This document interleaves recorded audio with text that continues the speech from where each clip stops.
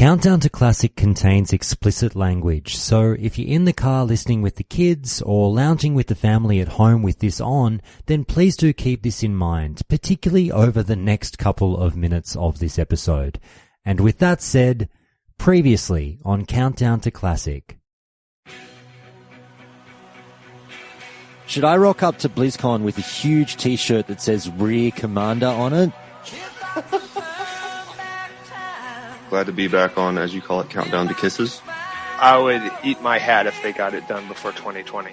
So, a sarcophagus comes from ancient Egypt. Oh yeah, fuck you, bitch. Well, my son's a 60 shaman and the other is a 60 priest. Alright, enough of that. Let's get our hands off of each other's groins. When you talk about that guy, do those words seem a little bit familiar to you? Are you quoting me? Yes. Yeah, okay. I'm glad I said 10 out of 10 that I agree, because that does actually, thinking back, that does sound written in my voice. Alright, so your wife's pissed off and is probably fucking dead given how many pricks try to rip our heads off on the ride over here. So what's the story, man? Crook, how did it happen?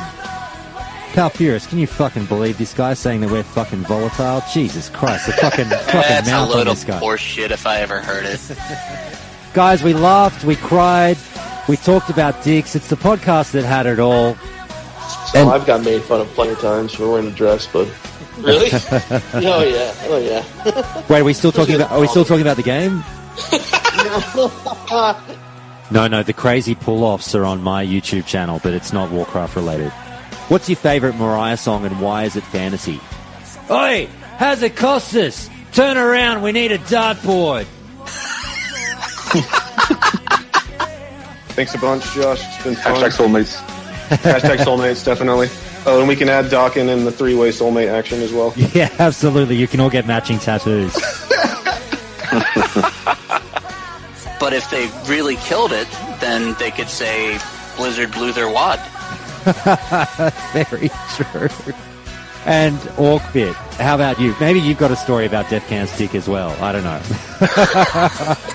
I sure do, but one at a time, I think.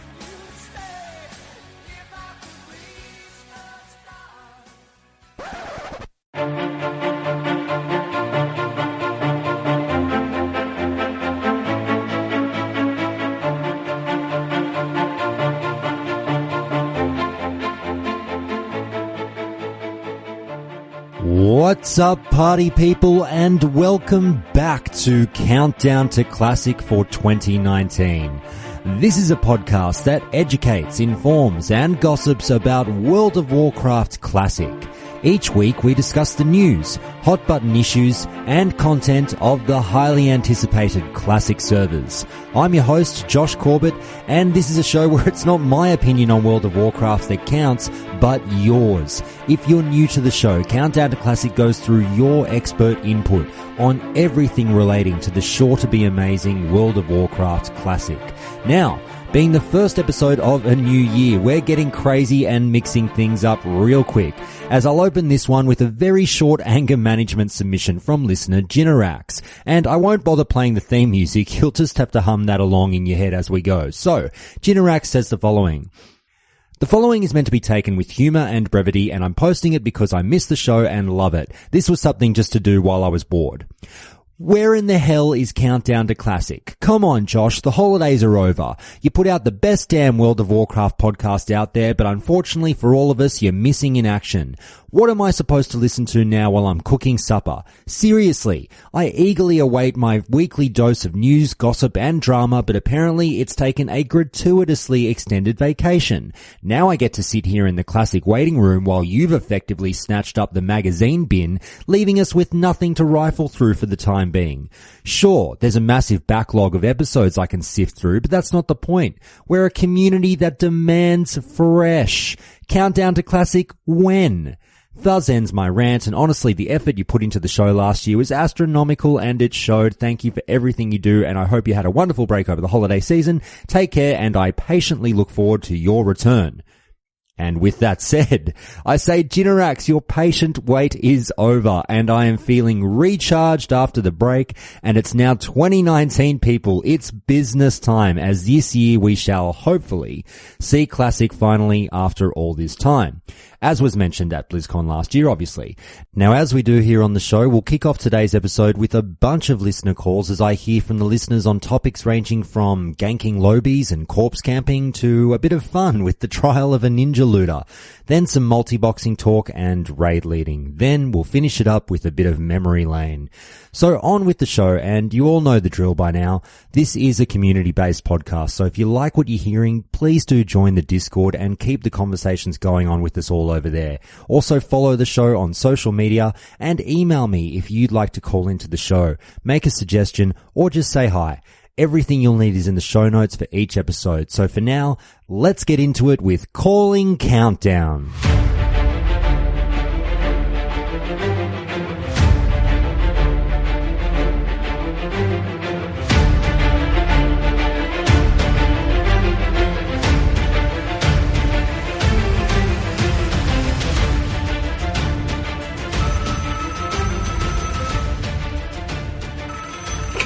Okay, it's time for another Countdown to Classic call, and we have 3 callers on the line right now, and I'm really excited to be talking to each and every one of you. I'll go through you all individually.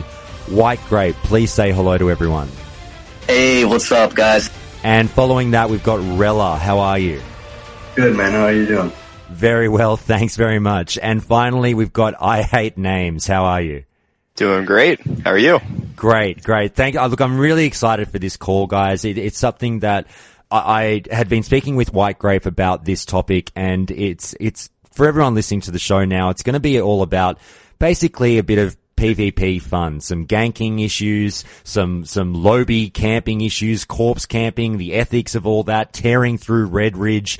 We're going to touch on all of it because what the 3 of you are involved in is you're part of a particular guild named Pirates of the Pancreas, and fucking shout out to that. I love the Rick and Morty reference. That's fantastic. But why don't I start with you, White Grape, and you tell us a little bit about just generally what Pirates of the Pancreas is all about? Well, I'd personally say it's a little different for everyone. Every pirate has their own reasons, per se. Personally, I like the content creation of it all, like getting reactions out of people that are pretty upset after what we do, and all the Reddit love, too. That's what I'm in it for. Excellent. And Rella, if I can ask you, what kind of drew you into what the Pirates of the Pancreas were doing, and what do you love about being part of this guild? Just seeing the content and, actually playing on the server and PvPing out in the world, and you see, like, the members and, like, the hold it has in the server, and it's like, you definitely want to be a part of that if you're a PvPer, in my opinion. And I Hate Names, just to round it up, we've heard the other 2 talk about the videos and the content, and I've been remiss not to mention that obviously one of the driving factors behind the guild is that you guys do put content on YouTube. I've been watching some of your videos just prior to this interview, and I really must say congrats to all of you, and particularly whoever sort of puts those together.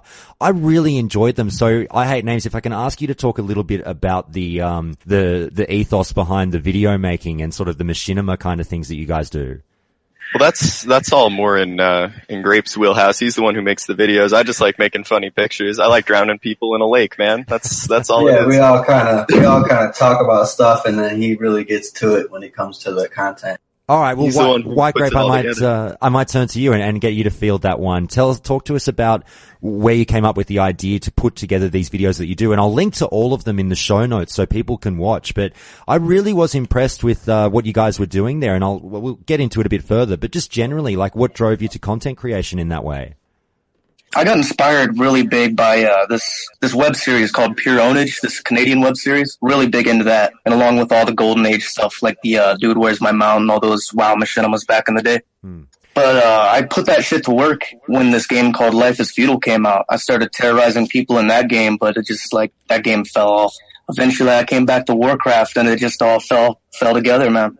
hearing about, what you guys are all about and watching your videos, I've got to admit, I'll tell you this much, and White Grape, maybe you'll get a kick out of this, but I went to see, this is going to sound very unrelated, but I went to see Kevin Hart recently, his, stand-up special here in Sydney, and I'm not a big Kevin Hart fan, but, my girlfriend is, and I said, yeah, sure, let's go along. And I didn't laugh like once through this guy's show. And I'm like, I told you Kevin Hart isn't funny.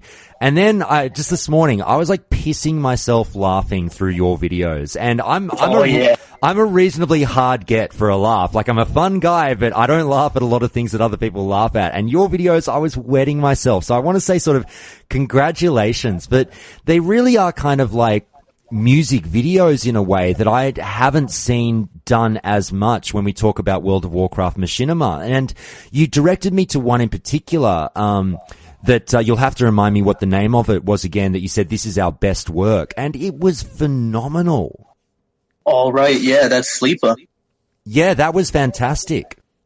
He's really good, man. He's been shining a lot lately. He's been making tons of beats for the guild.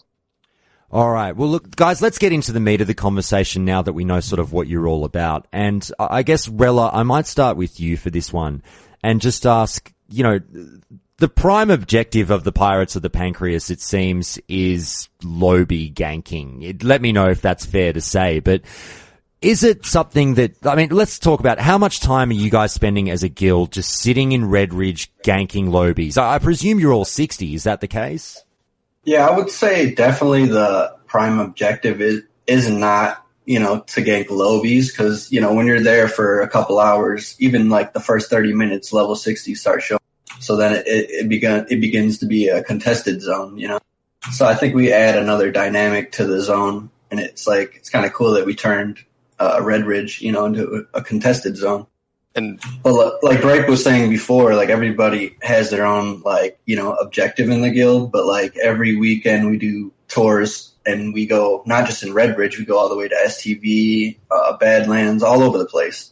But definitely we establish a presence there, but it always turns into a full-fledged battle with 60s versus 60s. And I hate names. If I can ask you to kind of keep going with this one. When you're sitting there sort of, in Redridge doing your thing, is this something you've always done in game and you were just looking for people who were just like you, who really took a bit of pleasure in just tearing through, Lowbie towns or what have you? Well, for myself, this is something I've never really done all that much of before. I've probably spent most of my time just leveling characters. When I started on this server, I rolled a mage thinking that I was just going to AoE farm all the way to 60, but that character is only level 48, and I've spent most of my time in Redridge on my warrior, which is 57. So I don't even have a level 60. I just enjoy doing all of this stuff. There's a level of fun to be had that you can't get from any other form of content, I think, in this game, and it's just completely different. When a really good example would be like when 60s show up trying to defend the little Lowbies. If you can't fight them, you got to run from them, and getting creative with hiding without stealth and stuff like that, it gets you into areas in the environment that you never thought you'd be, like up in the mountains, places nobody ever goes. So you get to see a lot more of the world than there's a bunch of fun to be had with it. You got to trust me on that one. Well, you talk about that concept of, it's a different kind of fun. And I guess, White Grape, I'll come back to you, and we talk about what's moral, what's ethical within the game, or at the end of the day, can you just do whatever the fuck you want because we're all paying the same sub? And I guess what I want to say to you is, on that note of being a different kind of fun, do you think that it's absolutely something that every player should explore? You're entitled to do it. Go and try and have a bit of fun fooling around with Lowbies for a while, or do you think it's only for people of a certain mindset to try? Well, personally, if you roll on a PvP server, it's your right to die. You know what I mean? I'm just the guy that gives you that. Fair enough. So you're saying if you roll there, obviously you know what to expect and there's no complaining to be done. Right. There is complaining to be done. That's how you get your whole party and squad out to help you out. So, Rella, let me ask you, in terms of blowing through towns like Redridge when you're, significantly higher level than other characters. And I just want to let everyone know, I'm not coming after you guys. I'm genuinely interested to know about this because I haven't done it myself. But no, I'll explain to you. Do you sit there and you get kicks out of it? To be honest, a lot of our people, like, they have many alts, like Names was saying. He has many characters. I have a level 60 warrior and 4 different level 30, and one is like almost 40. So a lot of the times I'll bring my low level character there to get ranks so I can get like the trinket right away, and stuff, because like I'll be around the same level as those people. And a lot of the time the 60s come and I end up getting, killed myself because I'm a lower level than the people that come to protect it. It just creates like an all-out brawl, and I think I enjoy that aspect of like chaos in like a lower level zone. The 60s come to defend, and we're the attackers, we're the pirates, It's like a mini role play aspect to it, I would say. Okay. If it helps, I can answer fetus or fetus puncher in the Twitch chat. Christ. No, I thought it was a lot worse than it was. You have personal pent-up anger problems to be ganking Lowbies, so you do it because it makes you feel better. Stop beating around the bush. I wouldn't say that's it at all. I'm pretty content with my life. I just think it's fun in this game to think up new, different, sadistic ways that you can just go around and mess with people, like, drowning them in a lake. It's fun to just charge and kill people on a warrior over and over again, but eventually you have to think of something new. That gets boring. So that's why I have so many alts. That's part of it. A lot of people make characters named purely, for the fact that they're going to role play in Redridge and kill people. And a lot of the time they're the same level as the people there, maybe like a few levels higher. But it's like, it's whatever. It's a PvP server. And it's like, I would say personally, I don't like, it's not like I'm going around the world targeting every Lowbie. But like, if we're taking over that zone and you're there, then you're just in the line of fire. I would. Well, here's one I'll sort of open up to the group, and it's definitely something that, you guys understand it is a relatively controversial topic, and people get pretty fired up on both sides of the fence when we talk about this kind of stuff because, and I completely understand why some people want to defend their right to play the game in whichever way they see fit, as long as it doesn't breach TOS. And then you got people on the other side of the fence who are like, we don't care if it's technically within the rules, and, pardon my French, guys, but some people might say, not me, oh, you guys are pieces of shit. All you do is take pleasure in our pain. So just exploring that a little bit further, where do you fall on kind of that moral, ethical TOS style argument? When Classic comes in, next year, those people will probably roll on a PvE server. You know what I'm saying? So if we're on a PvP server, I just don't see the developers literally design the game to be played however you want in a sandbox environment, to an extent. And a lot of the people that developed this game were people that were gankers themselves. So I don't know. I guess like I said, everybody has their own perspective, and the people that get mad, it's like, if you're not doing something where somebody's either hating or liking your content, then probably pretty boring. It all comes down to what your goals in the game are, like how quickly you're going to get bored of doing regular stuff. If your goal is to clear all of the raid content and you want to do that as quickly as possible, that's fine. My goal is just to have as much fun as possible. And this has given me endless hours of entertainment at this point. And that's why people kill IRL. There's a big difference between killing characters in a video game and killing people in real life. That's a big leap. Oh, I agree with you. And just to explore that a bit further, because some people, we actually had a really big chat about it the other day in the Countdown to Classic Discord. And as I said, again, people do get fired up about this one. And there was an interesting point on whether there's any crossover between being a bit of an asshole in game versus what you're like in real life. So some people were saying, if you're an asshole in game, you're probably a bad person in real life. And there was a lot of pushback going, hey, whoa. Just because I choose to muck around a bit and fuck with people in a virtual world, I can still be an angel in real life. Like, you don't know me. You don't know what I'm all about. What would you guys have to say about that? Yeah, dude, absolutely. I have like a daughter and another on the way. I'm a completely fucking saint in real life. But on the game, that's when you can be a little different. You can start to be the serial killer. Obviously, you can't go around killing people in real life. If you've ever played D&D and you ever played an evil campaign in D&D. That's kind of like a good way to think about it. You're doing you playing yourself in the game. You're playing a character. Like my name isn't I hate names. My name is Alex, right? Like that's not a real person. That's a fucking character in a game. It's not like there's a person behind the other person that you're killing, but that's just PvP. And if they're a lower level, then I mean, they should get out of my zone, go quest somewhere else.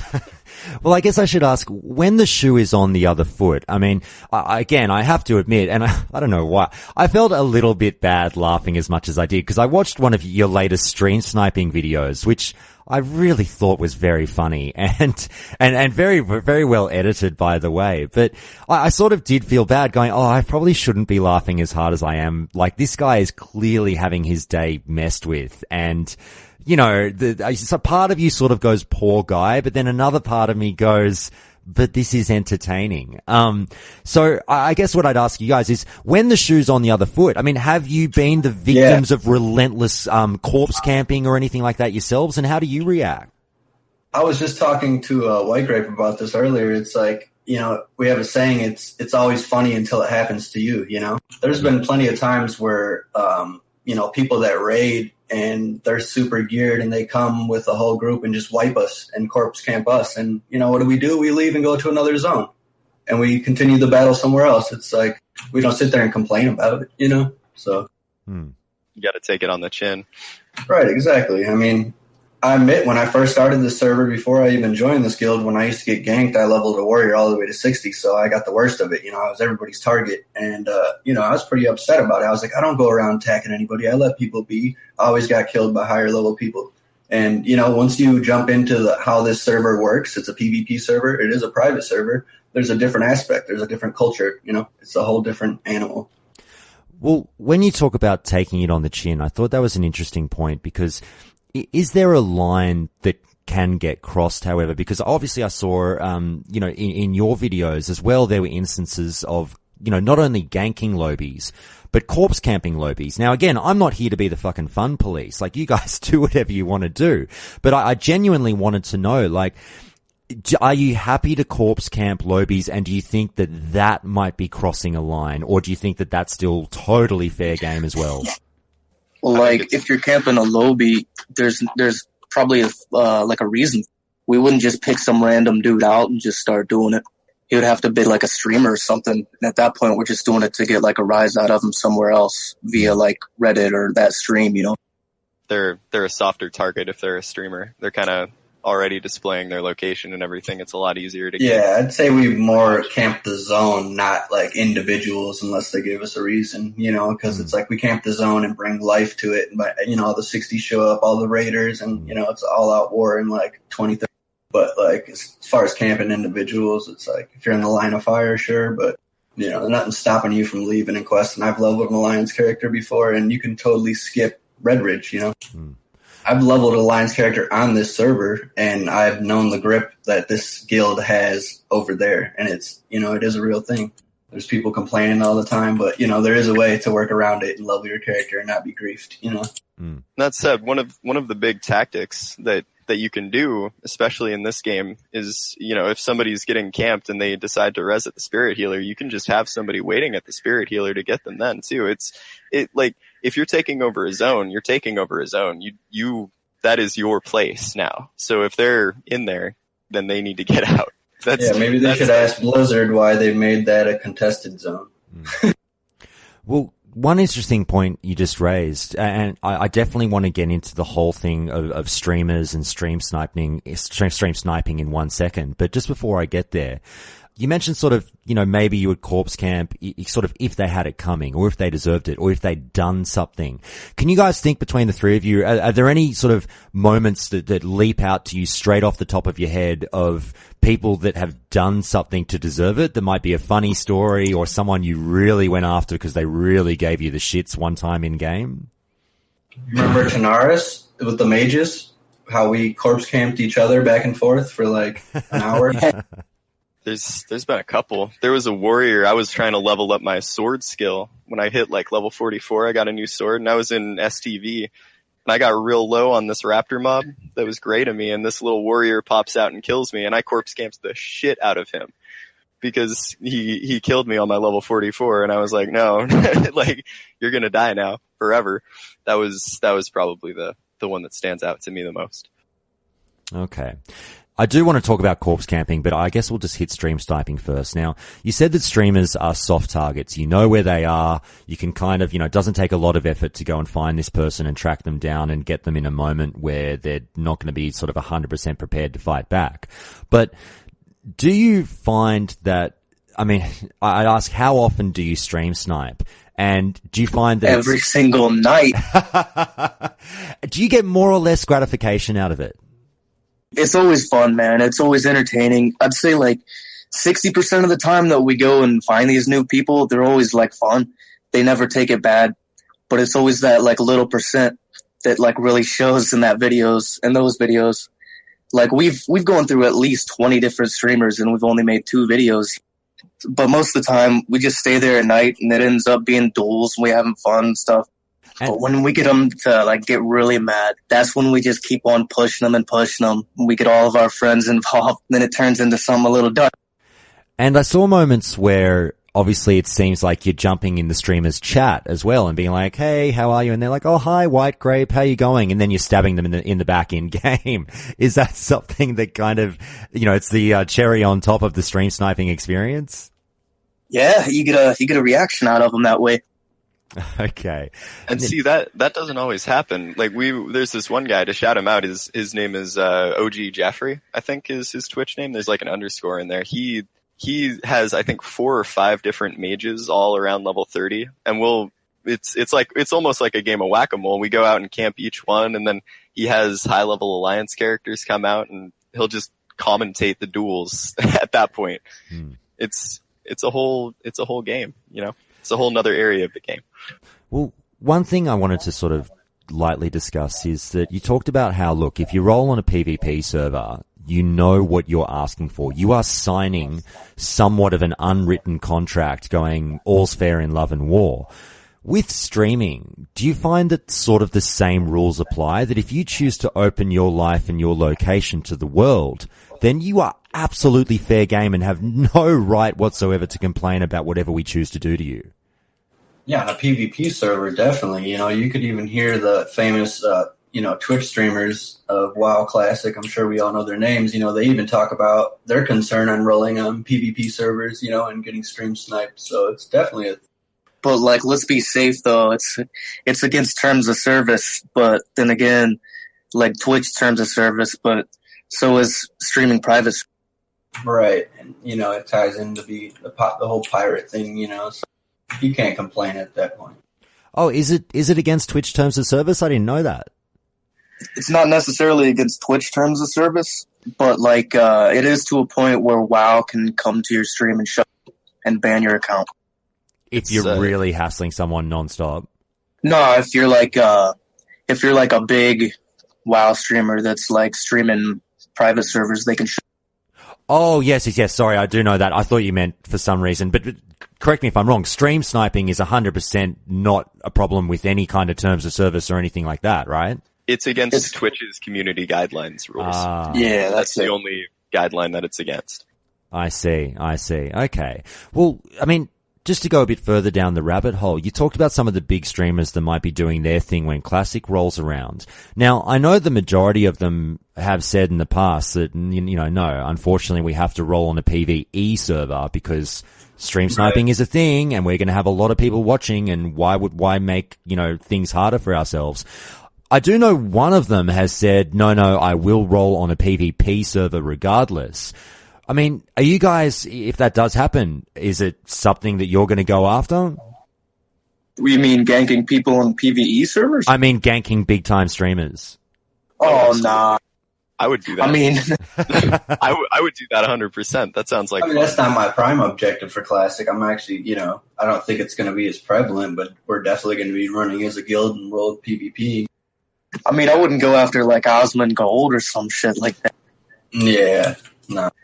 Next thing I wanted to hit on, guys, is the concept of corpse camping. And look, it's well known by everyone. It happens. But I guess one thing I've always been interested in, are there unwritten rules behind corpse camping. We had another long discussion about that one too in the Countdown to Classic Discord, and people were, again, people get very fired up about this one because it's gonna, give people the shits, but do you feel that if you're going, some people say if you're going to corpse camp me, you let me res, you let me drink, then we do the fair fight thing. If you're going to come after me, then so be it. Or some people say corpse camping is totally justified if I'm sending a message. If I was farming in that area and someone came to take my shit, fuck that. Right. I'm letting them know this area is mine for the next half an hour, and I camp them to get them away. What do you guys think about sort of the rules or the do's and do nots of corpse camping?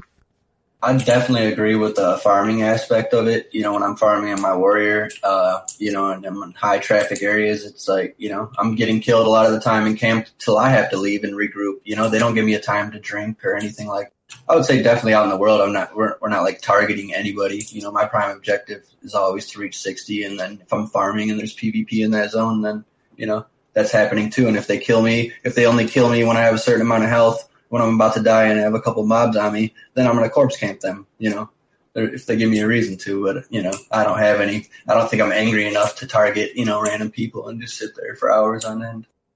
I think the unwritten law is if you take a finger, you got to take an arm. They got to take an arm, and vice versa. The most corpse camping would happen after you got corpse camped. So you would go back and camp that guy. Right, exactly. Back and forth. So you just take it one step.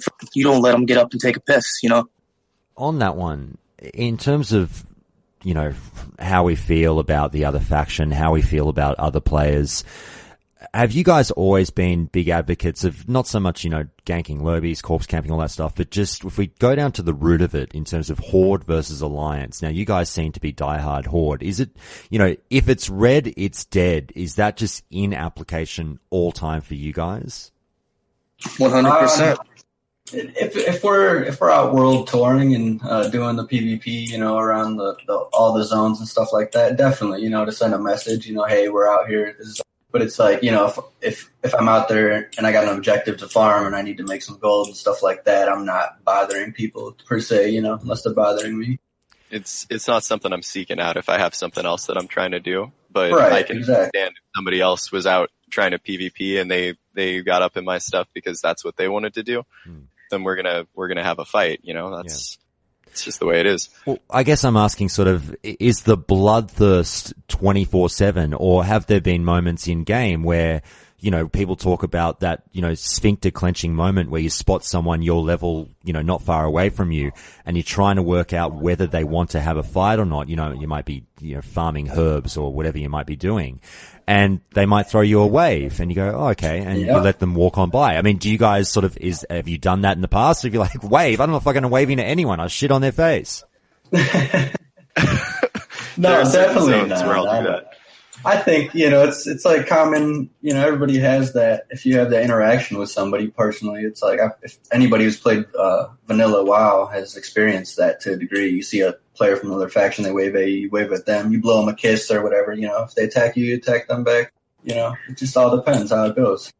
I think in STV, that's the only real zone where that level where of that doesn't apply. Because I can never trust somebody else in STV to act respectfully. Right. You gotta jump first. You gotta kill them before they kill you while you're like 20% health. Yeah. It always happens. You're like, I'm gonna let this person go, and then sure enough, he's there ganking you when you got like 2 mobs and you're trying to AoE play. But if you're in Redridge or something, and some noob just comes by and you're on shift killing everyone, if he just comes by and does slash scared or something, you'll let him go. Now that you've brought up that topic of Redridge again, I actually wanted to ask you, we lightly touched on it earlier, but, there are plenty of other zones relatively similar to it in game. I know Redridge is unique in a way, but what was it about Redridge that you guys decided, this is us, we own this land, no one comes here? That all has to do with this guy named Murderfresh. Murderfresh in camps a lot. Before we were even a guild, those two were just doing this shit long before. And they happened to be in our guild as soon as we formed. We all just started hanging out there because it was, I guess you could say, it's like a wide open area and all the guards and stuff, they're too low to really, really hurt you. And it's like that perfect sweet spot level where you could get a 19 twink and just kill anyone. Okay, well, I guess some people might be listening to this chat and thinking to themselves, and again, guys, you know, I say, hey, if it feels good, do it. But some people might be saying, you know, these motherfuckers, all they do is gank Lowbies. Wait until, do they have the nuts to take me on at 60? Like, let's get our 60s together and then let's see who wins. You know, you think you're big men, blah, blah, blah. Now, again, that's not me saying that because I'm the worst PvP player in the world and you would fucking have a face roll with me. But what do you have to say to people that sort of say it should be level on level only? It should be equal level PvP. If it's any discrepancy, then you're a puss, man. I don't think any of us ever talk about in Discord how good of a player in PvP we are. You know, we're kind of just like Names was saying earlier. We just hang out, you know, and play the game, you know, until Classic comes. It's kind of the point, though, to get them, like, to make them think that, so they get their 60s out there to fight us. Like, that's the whole point that we come out in the first place. Yeah, I would say directly to their face, meet me in Redridge with your 60. We'll fight. We'll have a fair fight. And do they come? We get rolled just as much. We get rolled just as much as they get rolled. Believe me, you know. A lot of times, a lot of people show up. You know, they camp us, and we gotta leave. So it's always, you know, we're trading back and forth. Yep. So do you find the cavalry comes often? Not anymore. Alliance hasn't been coming out like that anymore. Not for a good month. They've all just been raiding, man. That's what it seems like, anyways. Yeah, a lot. DG and Blackwing Lair being released so close together, they got their hands in the 60s. Just sort of finishing up again on your plans for Classic, and it sounds like you've already said that you guys are getting the band back together for Classic, and this is something that you're planning on doing. So are we going to be seeing more videos from you and bigger and better things in Classic? Oh, yeah, big time.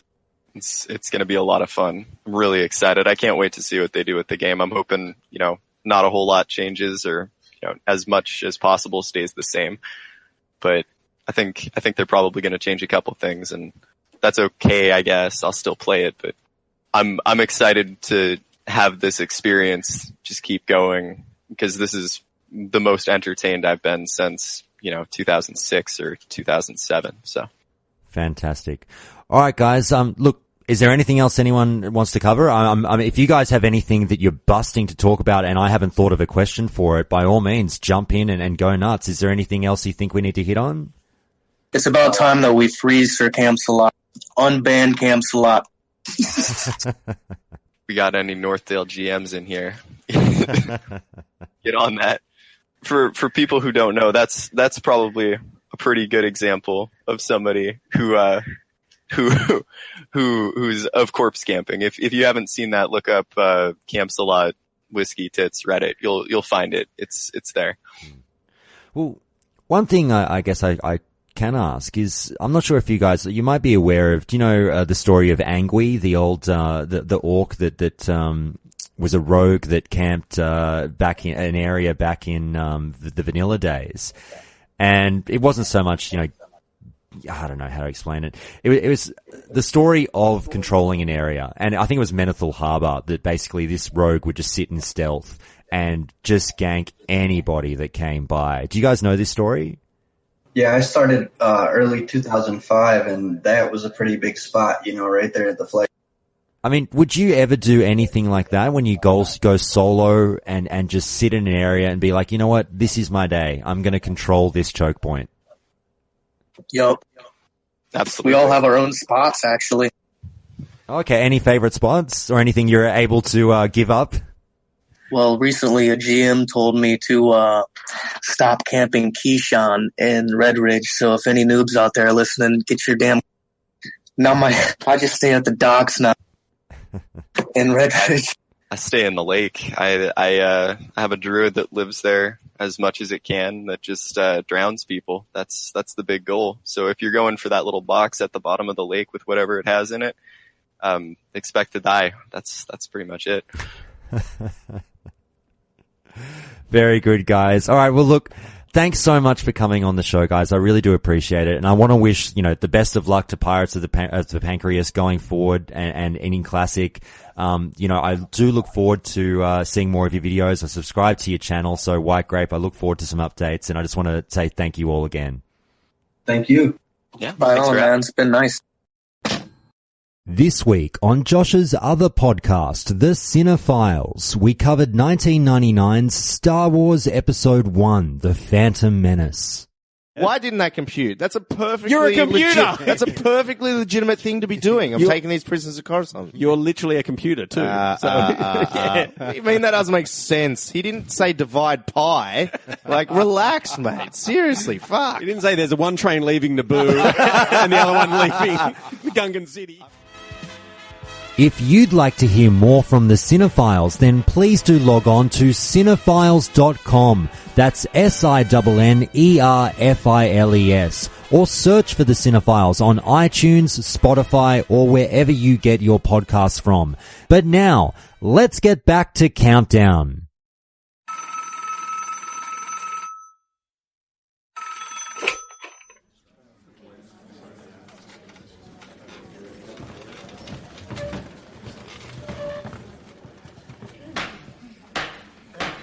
All rise for the Honourable Magistrate Stew. Countdown to Classic Court is now in session.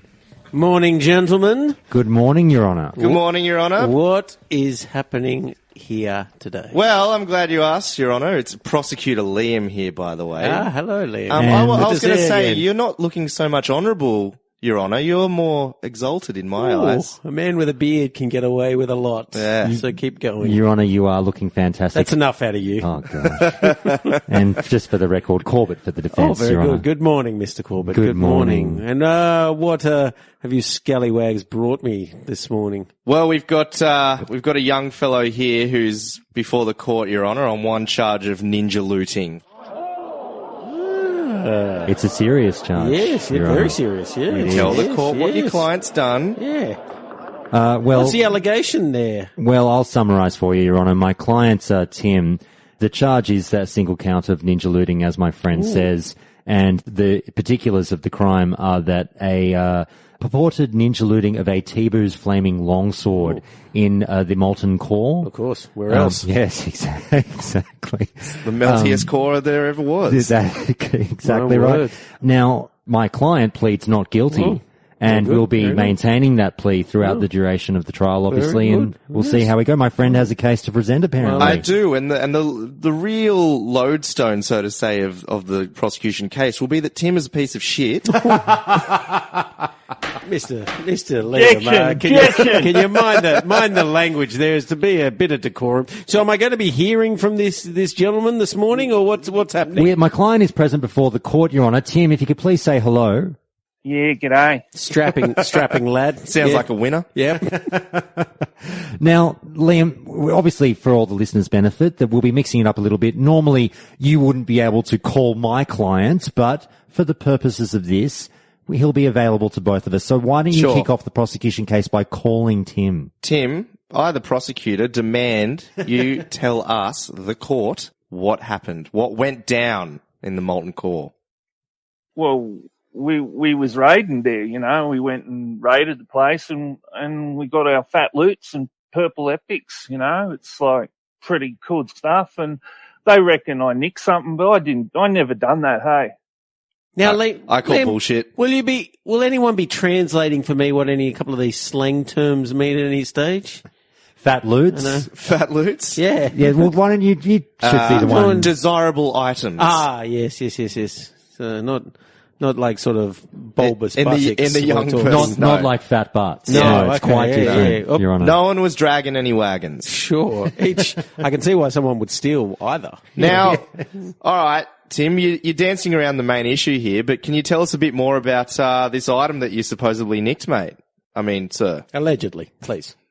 If I allegedly took something that, you know, I was allowed to have it. I'm a hunter. Everything's a hunter weapon. Everything's a hunter weapon. Did you hear that, Your Honour? Where have we heard that before? Everything's a hunter. Then what kind of things would you, what kind of weapons are we talking about here for hunter What weapons? was it? Oh, this is a sword, this one, but, you know, I can use anything. A sword would be very helpful in hunting. You would think so, wouldn't you? Well, what else? What else is the defendant? What else do you use as a weapon? Other than like my words and wit. It'd just be like very sharp, and very sharp. Yeah, all sorts of stuff. Now- whatever's lying around. 'Cause, Whatever's I'm a lying hunter, around. I can do anything. Well, Tim, it's true that you've raised something in defence of yourself, but look, I wouldn't be doing the job as the prosecutor if I didn't explore this a bit further. Tell us who else was in your party that could have used that sword. Oh, look, there weren't too many people who could use it. Hey, it's What like were their classes? Answer the question. Just tell us, son, who was in the party? oh, just a couple of mates, like 39 mates. They were just tagging along. that's a mob. 39 friends, close friends. Stu wishes he had 39 I mates. know. Yeah.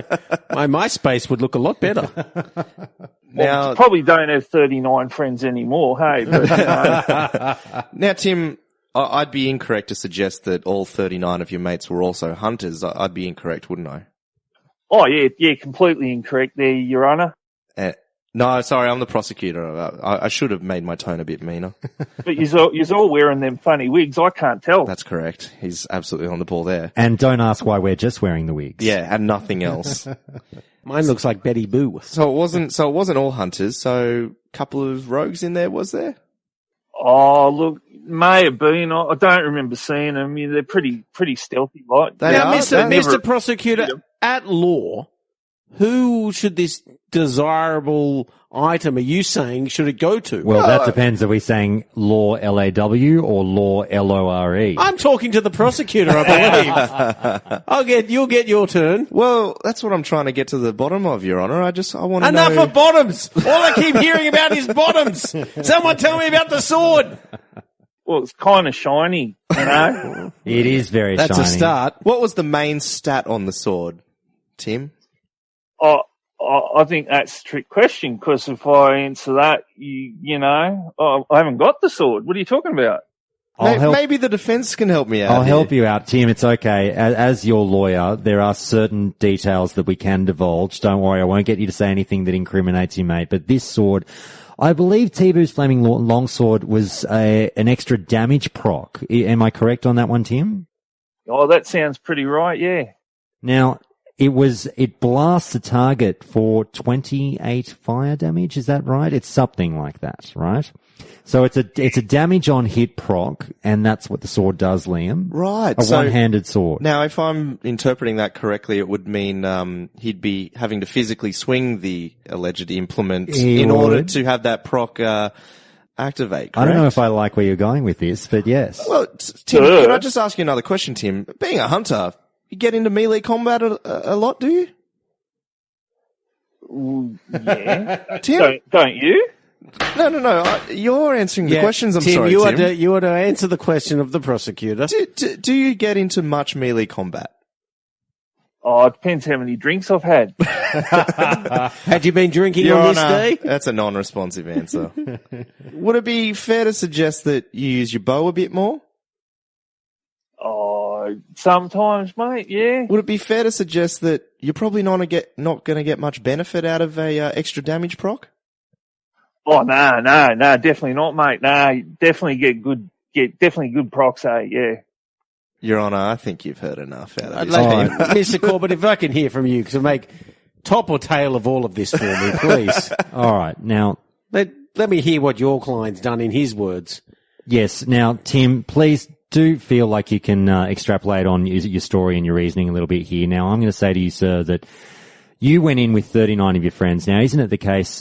How was the feeling amongst the guild going into this raid? Was everyone doing well, or was there a bit of tension or anything like that?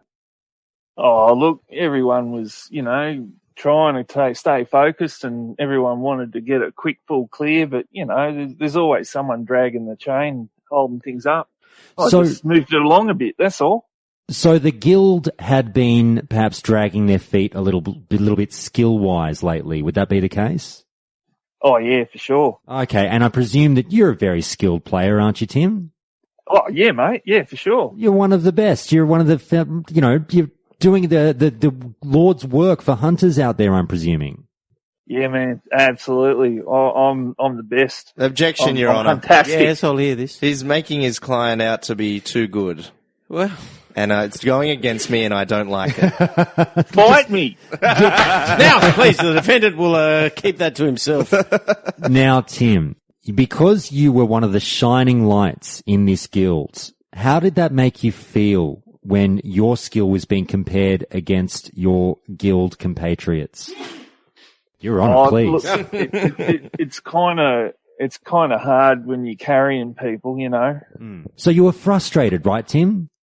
Oh, yeah, you could say that, yeah. You were angry. Yeah, I know how he feels. Sounds like motive. Now, Tim, when you saw Tibu's flaming longsword drop and you were in there, tell me the first thought that went through your head. Holy shit! Now, it's fair to say, Tim, this is a very rare drop, isn't it? Oh, yeah, mate, absolutely. You won't see another one, eh? About 0.03% chance to see this bad boy? Oh, yeah, I believe that. I'm not really a numbers guy. And in this once-in-a-lifetime vanilla opportunity, you knew, as you said, you were never going to see it again. So that's why you decided it was justified. Isn't that right, Tim? Oh, yeah. Look, all me mates, they were all just cheering and backslapping at each other. And I thought, well, you know, it's just lying there next to the dead boss. No one's going to miss it, you know. I just picked it up. It was just there. You had just as much of a right to claim that one as any other of the 39 people there, didn't you? Yeah, mate, yeah. Did anyone else make an attempt on this sword? Oh, not quick enough. Oh, so you were quick like a ninja. No, mate, I'm a hunter. But, Tim, the end justifies the means, doesn't it? Does it just? All right, Goebbels. Yeah. Jesus. Mate, it's a BOE. Anyone can grab it. That's right. Now, Tim, basically at the end of the day, your defense, is it not, that because of the rarity of this sword, it warrants a ninja looting if it comes up, because you will never see it again and you could use it. Well, it allegedly ninja looting, yes. I would definitely warrant allegedly ninja loot, yeah. Tim, how many warriors were in your party? What's a warrior, mate? What's a warrior? That's the Answer the question. That's the head in the sand mentality we like to see from hunters everywhere. Mate, they're just those guys we kite around, that's all. All right, Tim, I think the defense will wrap up its case Closing, now. You're on it. Would you want to give me some little submissions here to finish up before I make my decision, Liam? Good sir, after you first. Tim has shown himself to clearly be lacking in any and all credibility as a hunter and as a member of a guild. So what do you say would have been the most appropriate action for him under these circumstances? To ask politely the other classes that were possibly more suited if they wanted to. So is he meant to get 39 signatures on the petition before he picks it up? You know, that's what you're suggesting? A quick raid yell wouldn't have got astray. You know, who wants? Now, I believe you once had a circumstance where you were at the shops asking a friend of yours if they wanted food, and you said, you wrapped it up too quickly and said, I've given him enough time. Should Tim had been offered more time than that, or? A countdown, like I gave. Yes, would have been. Josh here. Yeah, would have been sufficient. Probably would have been polite. Where he would have started the countdown on your case? Should he have started at 10? A traditional countdown is 10 to 1. Sure. Yeah. Sure. So count to 10. 10 to 1. Take a breath. Yes. 10 to 1. And if it's still standing on your version, it's free. In the absence of that countdown being given, and the evidence shows it wasn't because I just said it, I say Tim is guilty of being a ninja. All right, Your Honor, time for the real story. Now, with Dr. Josh.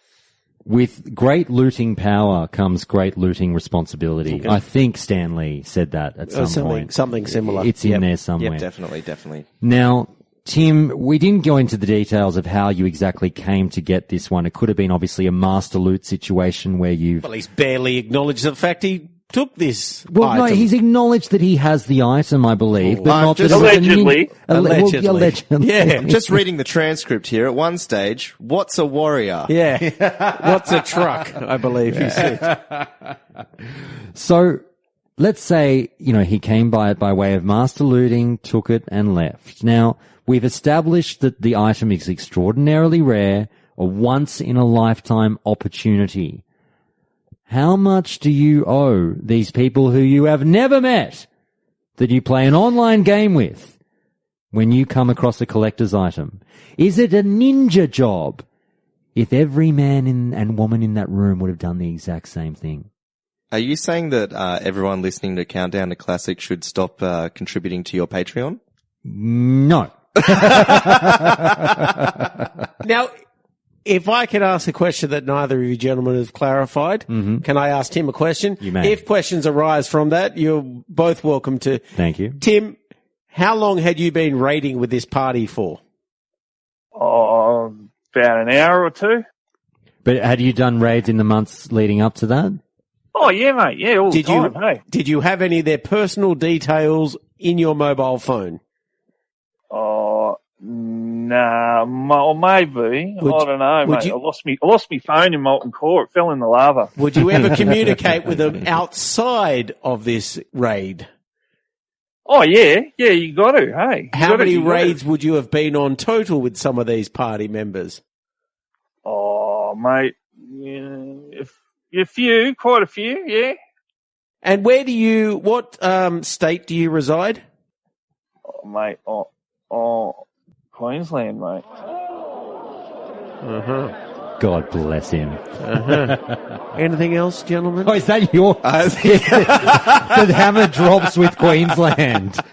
Now, Your Honour, surely there's no prejudice entering this court. Not at all. Not at all. I'm merely asking a series of questions. I think we're done, and I think you've heard our arguments. We'd love to hear your summary. Well, Tim, to his credit, moved, as the prosecutor said, with speed, determination, swiftness. These are all things attributable to the ninja. That is correct. A ninja is quick, as shown in the motion picture The Last Samurai. Mm-hmm. It's a code. It's about... So the looting doesn't seem to be an issue, because this was quite a prized possession, desired, as it were, much like a booty. Pirate's booty, as it were. So Tim has moved. He's got certain reasons for his actions, which I can understand. But it sounds like a bit of a dog act.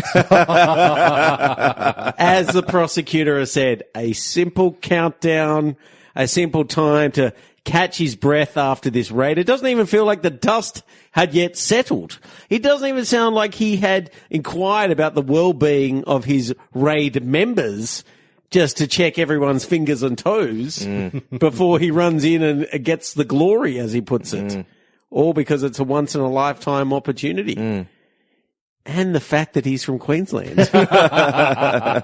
And the Queenslanders have stolen a good 10 state of origins from us recently. They're known for their ninja-like looting. I say it's ninja looting of the highest order. Oh, thank you, Your Honour. We'll adjourn. And you're a handsome, considered man who has many wise opinions. You may continue. We'll adjourn for sentencing, because I'm looking at... Where do I file these appeal papers? I'm about throwing the ninja loot book at him. Tim, thank you very much for having a bit of fun with us, mate. We do appreciate it. And don't worry, mate. I'll look after you. I'll file the appeal. We'll see how we go. Better, mate, or I'll come looking for you. He'll do it. He's got the sword to back it up.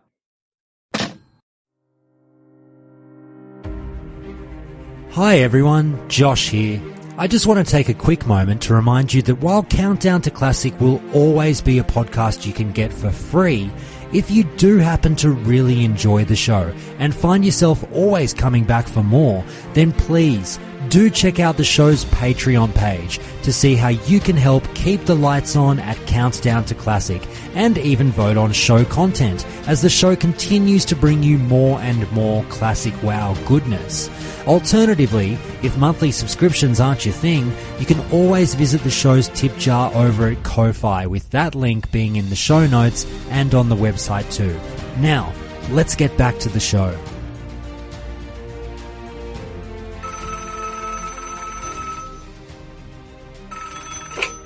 All right, we've got another Countdown to Classic listener on the line, and a big welcome to Helbefkar. Am I saying that right? Yeah, you got that spot on, mate. Fantastic. And fellow Aussie as well, which is great. Good to have you on, mate. So you contacted me recently and you mentioned that you wanted to talk about a topic that we absolutely have not covered on the show yet, which I'm dying to get into because I have to admit I know fuck all about it. Is the topic of multiboxing. So you've got plans to multibox for Classic, is that right? That's absolutely right, mate. I've actually done multiboxing pretty much from the beginning when I started playing the game, and it's evolved through time, obviously, as the game's evolved as well, and obviously with private servers and whatnot else. But yeah, once Classic actually hits, I'll certainly be doing it once again. Fantastic. Now, if I could ask a silly question, if you could humor me in a small way. Now, I think I know what it is, but for anyone who doesn't know, why don't you explain what multiboxing is to everyone?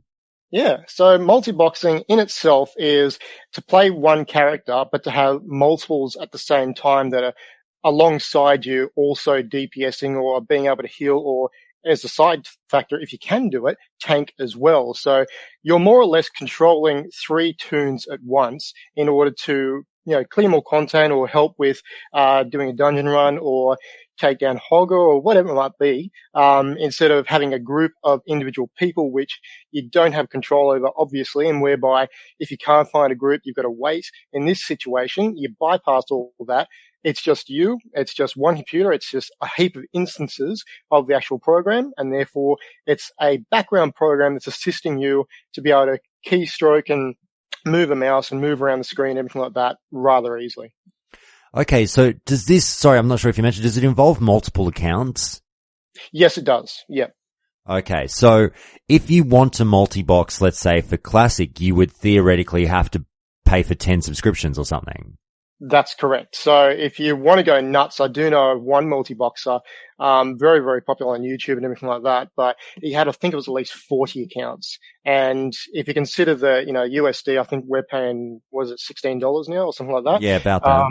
Yeah, I haven't played in some time on live. So, but, yeah, I mean, you're basically paying that how many times over of the accounts you have. So in my situation, the most I ever had at one point on retail was 5. So therefore it was essentially $60 a month just to log into the game. And then beyond that, for the program that I was using, there was also a 3-month subscription fee, which I think worked out to be about $30. So yeah. Okay. So well worth it, paying about $100 a month for Warcraft? If you enjoy the game that much, absolutely. Fair enough. Now look, just on the keystroking program that you talked about, so is it the case that do you, and again, I'm showing my ignorance here, but do you roll the same, like everyone's the same class and then you hit one key and all characters do the same action?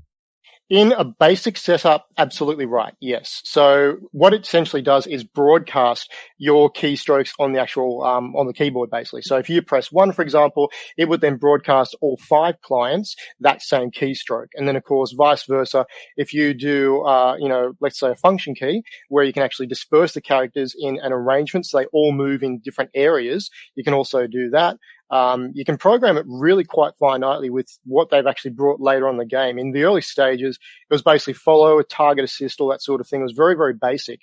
As time's progressed and as the actual, the scripting and everything's progressed as well, and obviously as more people have got into multiboxing, they've had some really great advancements with regards to external programs that can actually help you do more than you ever could before. And of course, you can, in all essence, do raiding if you really wanted to.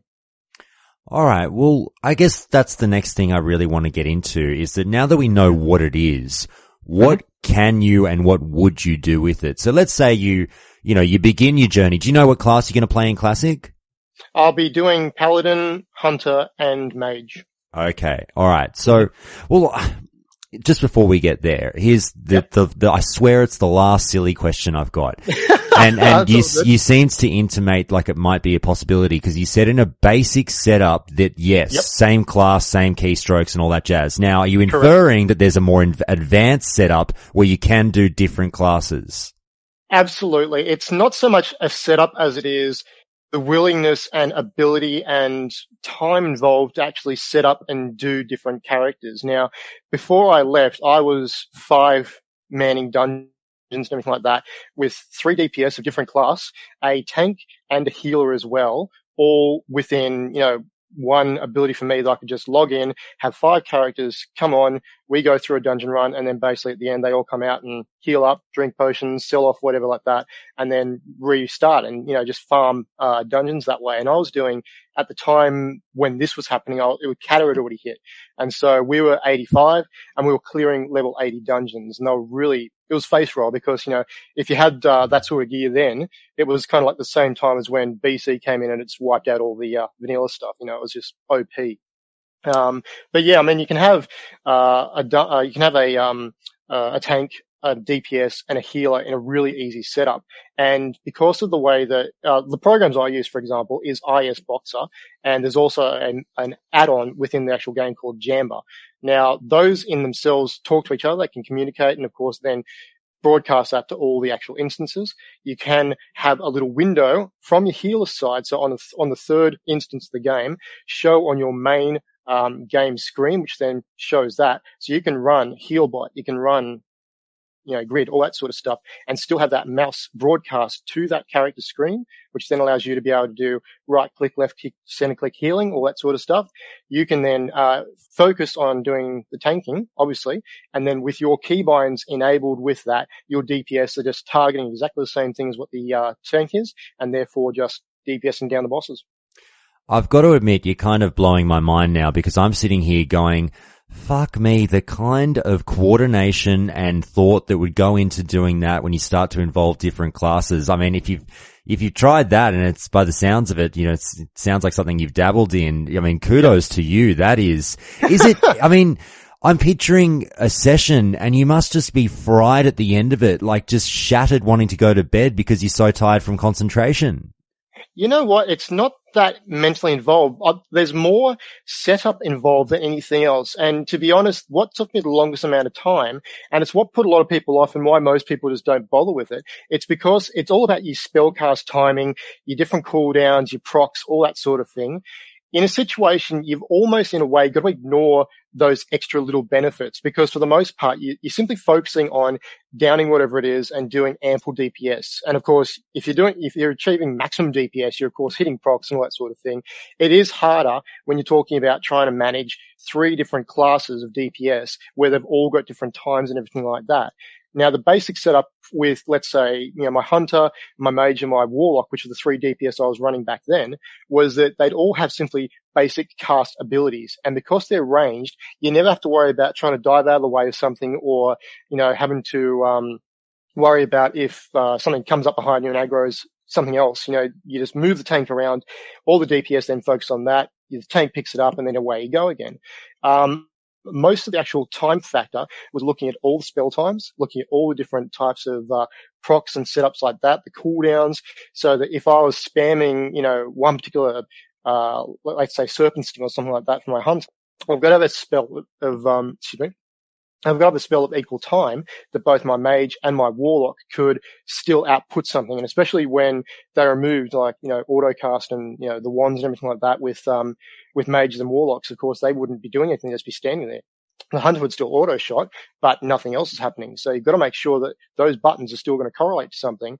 Hunters were easy because they just kept auto-shotting, but Mages and Warlocks obviously didn't. So you had to have at least a couple of buttons that were going to be accessible, that you could actually see that, yes, I can still cast this, yes, I can still cast that. I've still got DPS coming out of all my characters, despite, I'm not achieving the maximum amount that I really could if each single tomb was controlled by someone else.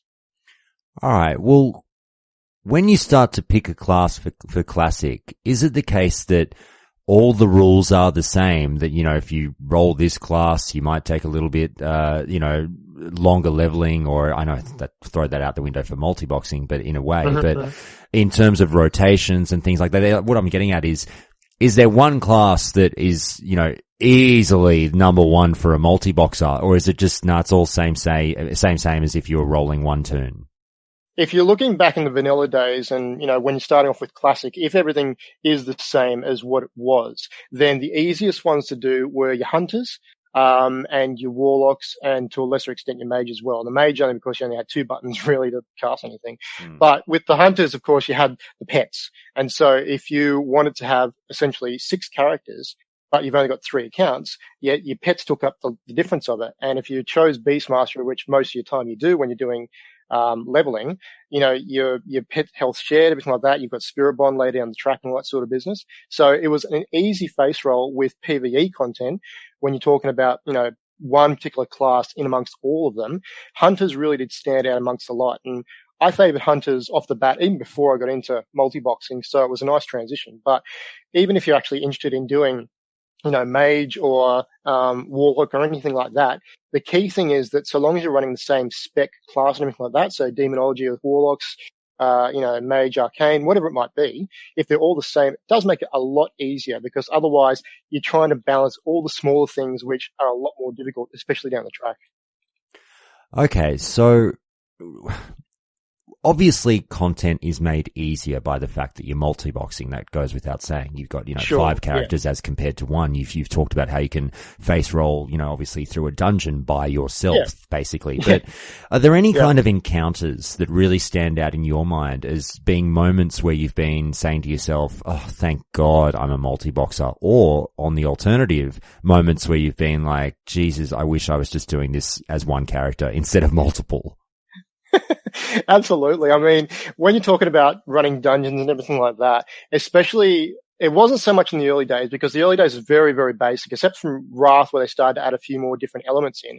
But it was all basic, ads come in, the boss is there, he downs you for a bit, and then, you go back to him and so on and so forth. It was all really simple stuff. And it was all about timing more than anything. And that's when most people failed, is they'd target the wrong thing. And so, you're left kind of standing there and waiting for everyone to adjust, their focus on the target or whatever else.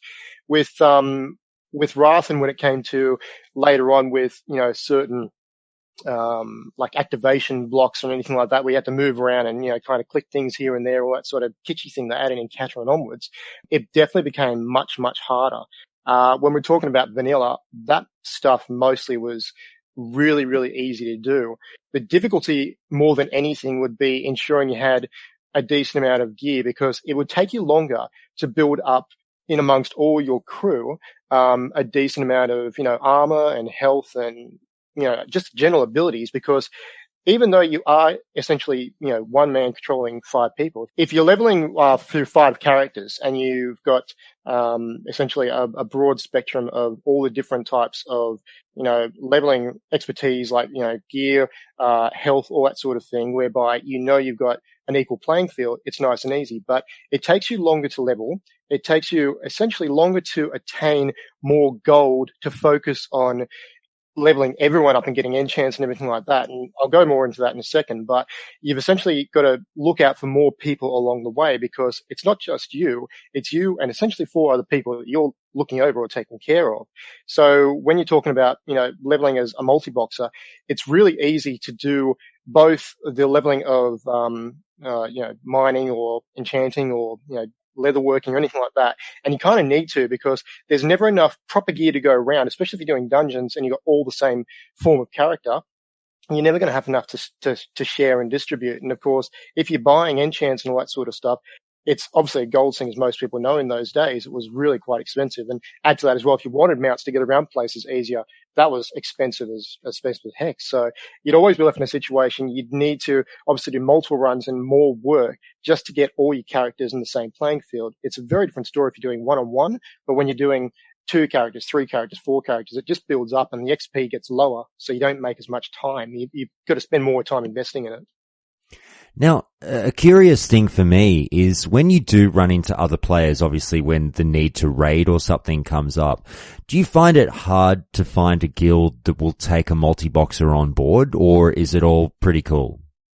I never joined a guild mainstream to do any of that sort of stuff in the early days, because it wasn't really socially accepted as much, and it still kind of isn't now. But with the older times, there was always multi-boxers with the dirty players. They were cheats. They were the ones that always causing grief in PvP. And I was never in amongst that PvP crew. I pretty much soloed PvP, so I just enjoyed the individual factor of it. I didn't enjoy having someone tag behind me, and of course they get stuck behind a tree or whatever like that. But when you're talking about, just general PvE stuff, you get a lot of people that are kind of camp you. And the problem is, I only played in the PvE, so it wasn't that big a problem. But when it came time to, if you started pulling more DPS on an actual boss or just a general world item or anything like that, this is back when Pandaria dropped, I believe, they'd essentially take the drop because all of a sudden you'd lose out in DPS.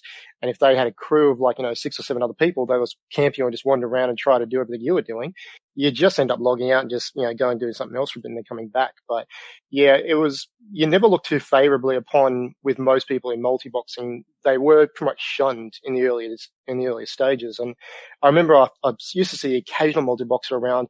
I was in Oceania, realms with, Negrand and everything. So I saw maybe 1 or 2 in my times there. And of course, then a few others later on, back past Cata and everything.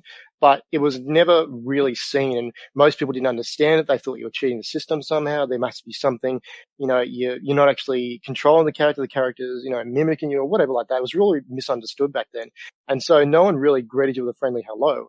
You kind of had to, if you wanted to get into a guild, which is where I started off at, I joined my main character and then got them into the realm of doing, just general raiding and dungeons with them. And then I said, by the way, I'm a multi-boxer. I've got all these other tunes that I've got in my own guild. Can I bring them into here so, we can share the love, basically? And they were cool by then because they knew me. They knew my personality. They knew that, I wasn't, the dirty hunter, troll, which would steal everything from all the drops, click need on everything, one of those. But, I was actually there to, just enjoy the game. I just had my own way of doing it. And of course, when I started off, I didn't have friends that I played with because no one else I knew played Warcraft. So I was kind of left to my own demise, and I didn't see many people around all the areas. I always did questing. I never did dungeons with anyone else. I never did raids. I didn't do raiding until Cata. So for me, it was all very, whatever I could do myself, I really enjoyed it because I knew I could take down that stuff. And it was the fact that if I could take down that stuff myself, it was a really cool feeling because, I did this all by myself. It took 5 individual people, maybe 6 or 7 tries. It took me about 10, but I still got it down. So yeah, it was just cool. It's just a different different way of doing it. Very nice. Well, look, you just raised one quick little thing there where you said, people were confused when they came across a multi-boxer for the first time and they wonder if you were cheating the system. And I'm wondering, you've talked about, it's all above board in terms of buying the several accounts and you're all sitting there paying your multiple fees. So that's fine. But is there anything against the TOS or anything like that about this? No, and it's been announced many times by not so much Blizzard as a standpoint, but by the fact that the only thing to date that they've really put a cap on with multiboxing is PvP. And I completely agree and understand that premise because it was just, you'd have, let's say Altered Valley, for example, you'd have one alliance queue for the entire thing, book it out, and then of course they're a controlled mob. They know exactly every little move they're going to do. They can take down an entire army easily if they're skilled enough, if they're geared enough. And so with that sort of situation, I completely agree that they should have acted there, and they did. Beyond that, when you're talking about general world PvE sort of stuff, there is no term that says you cannot, as one person, control 5 different accounts or more, so long as you're not griefing. And if you're especially in a PvP world environment whereby you can camp someone and destroy their fun to no end and take down 5 groups at a time, that's a different story. I have heard of that happening. I'm not involved in any of that, again, PvE realm, but it is a grey area because it's ultimately just like anything. You can get someone that is by themselves level 60, camping a level 20 area and just, trolling the heck out of them and just taking them down all the time. And it's no difference if you consider that if I'm going to be a level 30 in a level 20 area with 2 or 3 other people behind me that are all in my control, if I do the exact same thing, is there really a difference? So it's one of those grey sort of areas. I don't agree with it. I don't do it, but it certainly is, people have cried a lot for multi-box. And to this point in time, Blizzard has never acted on it because ultimately for them, they're getting their money. They're getting their money's worth. One person's getting their enjoyment out of it. They're going to keep making their money because that person is getting their enjoyment. No one's really in a situation, unless they're being constantly camped by one individual, that their game is completely ruined every day of the week. And most guilds are never going to take one person controlling 5 people to a raid over 5 individual people that are better controlled, because you're never going to have an instance whereby everyone's going to be clumped together in one little spot. Everyone needs to disperse. Everyone needs to move. Everyone needs to be controllable by their own methods. You can't be that finite in multiboxing. It's not that able yet anyway. Mates, look, Thank you so much for calling in on this topic. I can honestly say I have learned a lot just now, and I really do appreciate it. And kudos to you. That was a very, very confident speaker. I was really enjoying hearing you talk about that. We'll have to get you back on the show if you're up for it sometime to talk about something else. That'd be great, Josh. Appreciate it. Thank you very much for your show, by the way. Really enjoy it. My absolute pleasure, mate. All right, look, we'll talk to you later. Great. Thanks a lot. Hi everyone. Did you know that the vast majority of callers that you hear on Countdown to Classic are residents of the Countdown to Classic Discord? Please do come and check us out. Outside of that, if you want to hear more from me, then follow me on Twitter at Counts2Classic with the number 2. I've also started streaming regularly, and you can find me on Twitch at Countdown to Classic. So please do come hang out and have some fun over there. If you want to call into the show, give feedback, or submit a memory lane or anger management of your own, then email me at feedback@countdowntoclassic.com. Now, let's get back to the show.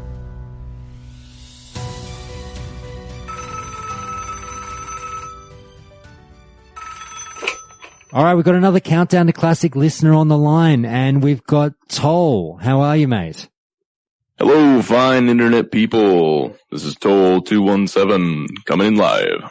Thanks so much for calling in, mate. Now, you hit me up recently about a topic that we've lightly touched on the show, but I'm more than happy to get into it a little bit deeper. And that's the topic of leading a raid. And you mentioned this is something you had a boatload of experience in and that you'd like to speak about on the show. So my first question for you is, let's set the stage a little bit. Why don't you tell the listeners about your experience in raid leading? Well, I began raid leading in Wrath of the Lich King. It was mostly a casual guild. We did mostly 10-mans. Things really kicked off for me when I joined classic servers, or not classic servers, sorry, but private servers.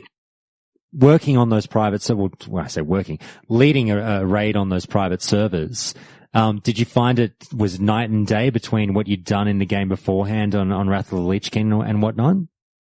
What I found the difference that was most compelling for me was that the community is so much more invested into the game than what I was used to. Because while I did play some during vanilla and a lot during Burning Crusade, the community had changed quite a bit going into Wrath of the Lich King with the ease of the game, the opening of the environment to the greatest audience possible. I found myself having to really pull people into investing themselves more into the raid instead of just kind of coming along for the show. Whereas with the vanilla community, though we faced more language and communication barriers and time constraints, because we're having people from all over the world being on a smaller server than Dalaran, where I was raid leading before with millions of people. At least it felt that way when you logged into Dalaran, the city itself, and got assloads of lag. These vanilla players, they love this game. We sure do. We sure do.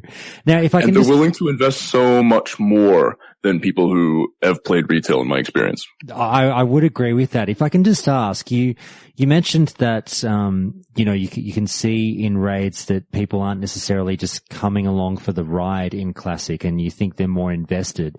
Although one of the knocks that people seem to have against raiding in Classic is that obviously you've got the 40-man raids, and people think that you can have, the odd 2 or 3 raid members, or maybe more, who knows, who can somewhat go on autopilot and just smell the roses and not really contribute that much.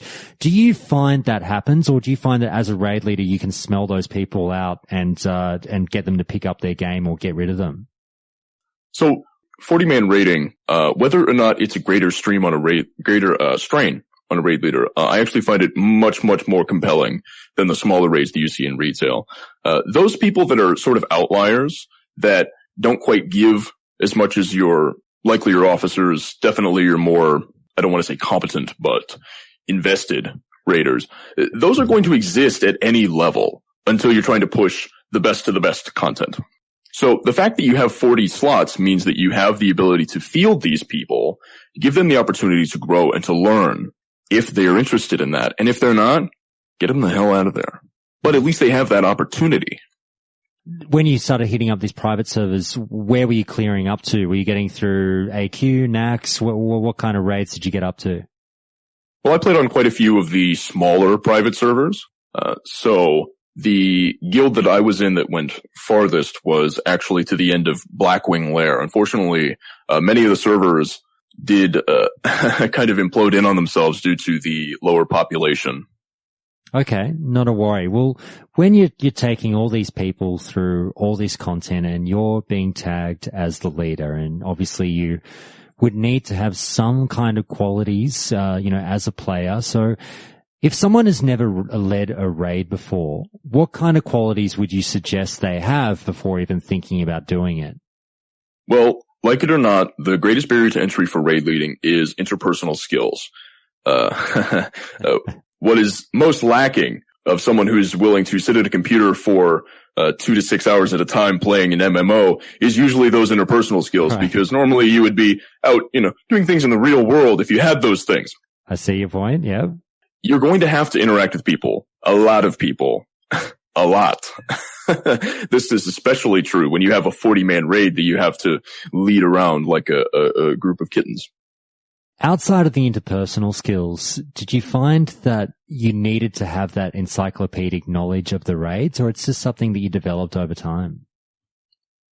I actually put in a memory lane, I want to say 4 to 6 weeks ago, that described my first major raid leading experience on those private servers, where I had to take over without any real knowledge of the raid itself. And in that case, I would excuse someone for knowing about the raid and pretty much just taking over the overseer position, where you pretty much you assign people to jobs and you very quickly look up the strategy as you're playing. But for the most part, I think it is very important that you know the ins and outs of the fights, because just knowing the strategy to beat the boss isn't good enough. For example, on Razorgore, the first boss, Blackwing Lair, this guy there are a few different ways you can do him. I've seen how people have done it on private servers and the classic way of doing it. Our guild rival on Project Azeroth we had very few hunters and a lot of them were new. I didn't trust them very much. They were untested. So the common strat is to take the big dragon ads that spawned, sort of randomly, but on a timer, but you never knew how many you were going to get, and to have your hunters kite them around. Well, our hunters, a couple of them were good, a lot of them weren't. So there was no way that was going to work.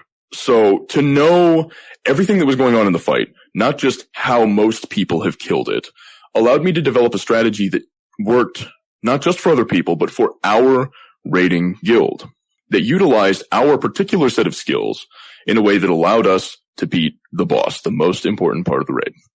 So if I can ask you, we'll go into the nitty-gritty a little bit of getting through some of the raid content, and obviously a big part of raids is trash. Now, you're sitting there, and sorry, I haven't asked you yet. I'm not sure if we mentioned, what class were you playing as you were leading these raids? I played the class known as Tank. That was pretty much all I did. I was just tanking. I was always tanking a dungeon, or I was getting set up to tank a raid. So in vanilla, yes. Okay. In vanilla, there are actually 10 classes. They only tell you there are 9, but there are 10. Because if you're a warrior who's tanking, you are completely unlike any of the other warriors in the raid. So, I mean, more often than not, we do find that warriors are generally raid leaders, but you're going through a raid with, 39 other friends, and you're seeing all this trash in front of you. Can you definitively say, talk about markings, and is there a golden code to, skull is kill first, X is sheep or whatnot, or is it just do whatever you like and just explain it to the raid? Well, not to be a nitpick little prick, but X is definitely the secondary kill target, and Moon is always sheep. That's right. I'd forgotten about that. No, you're exactly right. I had dead set forgotten about that. It's been a long time. Thank you. So what else? So we got Skull, X, Moon, anything else? Well, I'll usually use Square as either the tertiary kill target to be killed after Cross. Sometimes that'll be Frost Trap from Hunters, but rarely. Like I said, our Hunters were kind of garbage. Fair enough. There's also the nipple, the circle for sap. Yep. If you can trust your rogues, which, my guys were some real shifty bastards. And then often you'll use the triangle, the green triangle pointing down for a hibernate. But for the most part, what I say about marks is that it's important for every single pull, at least every unique pull. You pull up to a new trash mob or you pull up to a boss that not everyone has fully understood yet. Every single pull, everyone needs to know what their job is and what the hell those marks mean. So I will pipe over in chat very redundantly, very annoyingly to those who are used to the raid at this point about what those marks mean and who is assigned to doing what.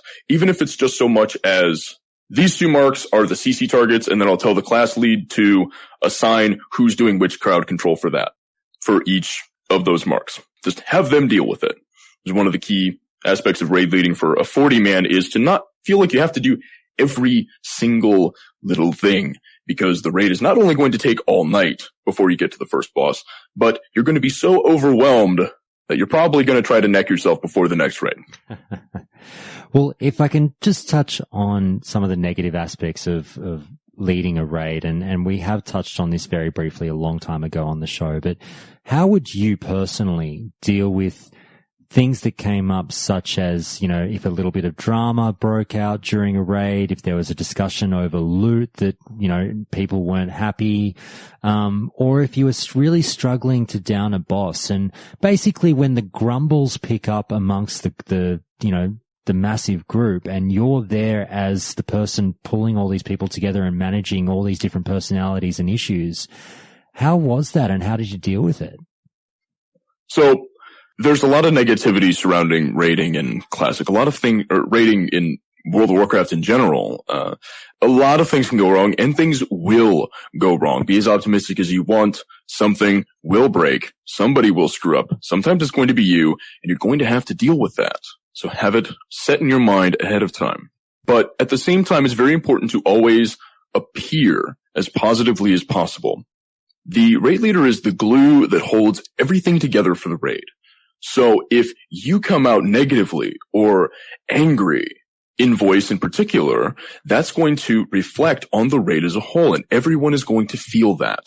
Whenever you hit a stop, you hit a problem, you deal with it quickly. I have a 60-second rule. I actually use this same rule when I'm dungeon mastering my Dungeons & Dragons games. Mm-hmm. If it takes more than 60 seconds to deal with, while we're at this group event, put it off until later. Get it done outside of the time that everyone has taken to come here and sit down, where you can only have the minimum number of people. Say it's a dispute between 2 individuals. We're not going to sit here and have a 5-minute conversation while 37 other people sit around waiting for us to continue the raid. Put it off until later, if at all possible.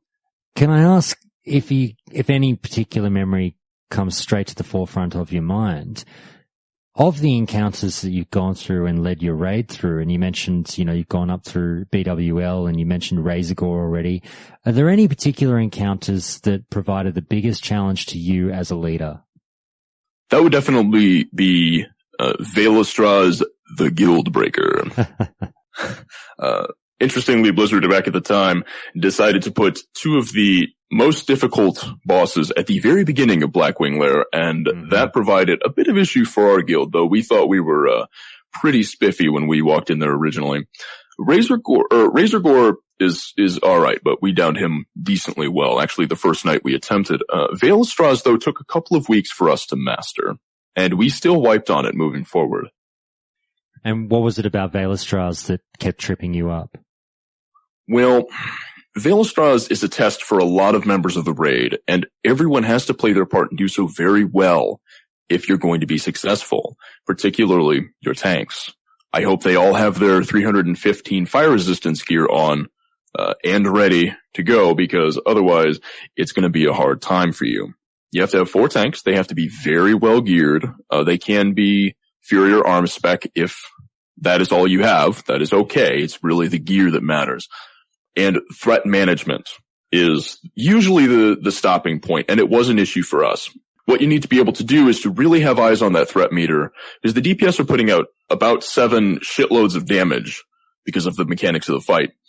And the tanks not only can't taunt, but they have to manage not only their threat, but the threat of the other 3 tanks at the same time. It needs to be very specific how you have them ordered. You have the first tank, and then the second tank, third tank, fourth tank, because the tank will die. You usually go through 2 or 3 before you're able to finish the fight. And the tank who's up next must have the second highest threat, because you can't taunt him. So when that first tank dies, which he will, it's unavoidable, the next tank in line has to have the threat immediately. Or Veilastraz turns around, targets your warrior, and fire breaths everyone in the raid, and everyone dies instantly. So what we did was we actually managed everyone's threat to that perfect threshold and used what's called a limited invulnerability potion, usually used in PvP. But one of the unsung aspects of it is that it wipes your threat. So what would happen is the main tank, the current tank of the boss, would pop that. The second tank would come around to the front, immediately taking aggro because he's second in line, and then the current tank would run off and die in the way that they needed to so that he didn't wipe the raid. There were so many ways to fail, and you could fail so quickly out of nowhere if you weren't doing everything perfectly. That's why he's known as Veilastraz, the Guild Breaker. Now, I was asked to ask you this by another listener, and that was your take on world buffs in the game. And it's something that's becoming a relatively contentious topic, and we don't really know what's going to be happening in Classic with world buffs. But obviously private servers, they do get, I guess you could call it world buff farming in terms of, raids will go out and collect all these buffs and then try and tear through the raid content with them. Did you have much experience with that, or did you sort of bark at the guilds and go, come on, we're all getting our world buffs and shut up, I don't care if you don't like it, it will make everything easier? So, in my opinion, world buffs aren't nearly as much of an issue as many people will make them out to be.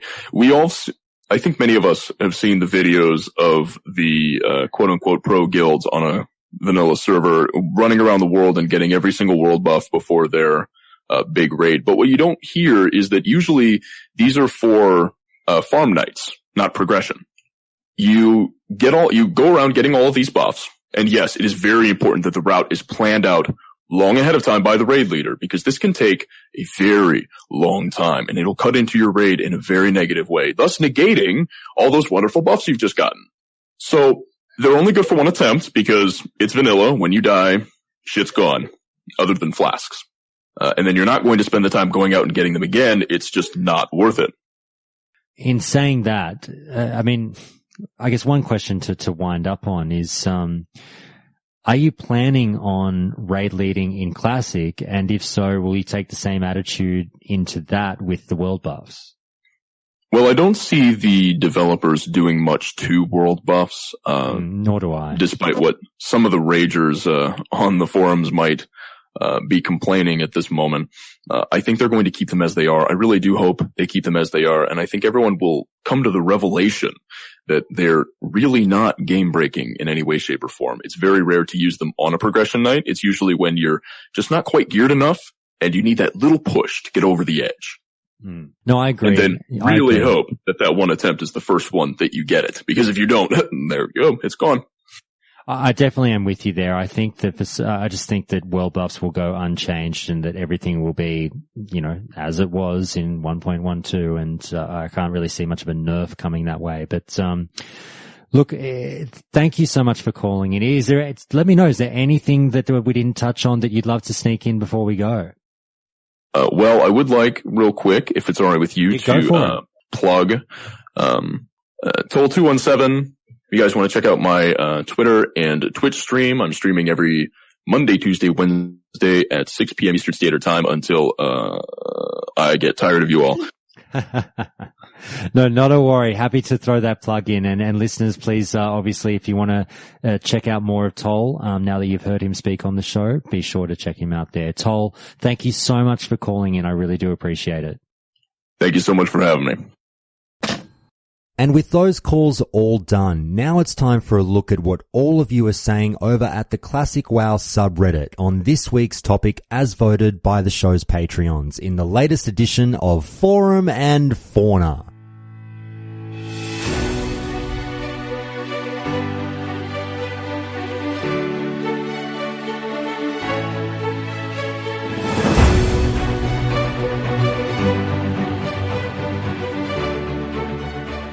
In Forum and Fauna, we turn to what you, the players, are saying about Vanilla World of Warcraft Online by reading out and then providing some further argument to your points, whilst also trying to argue for both sides of the coin.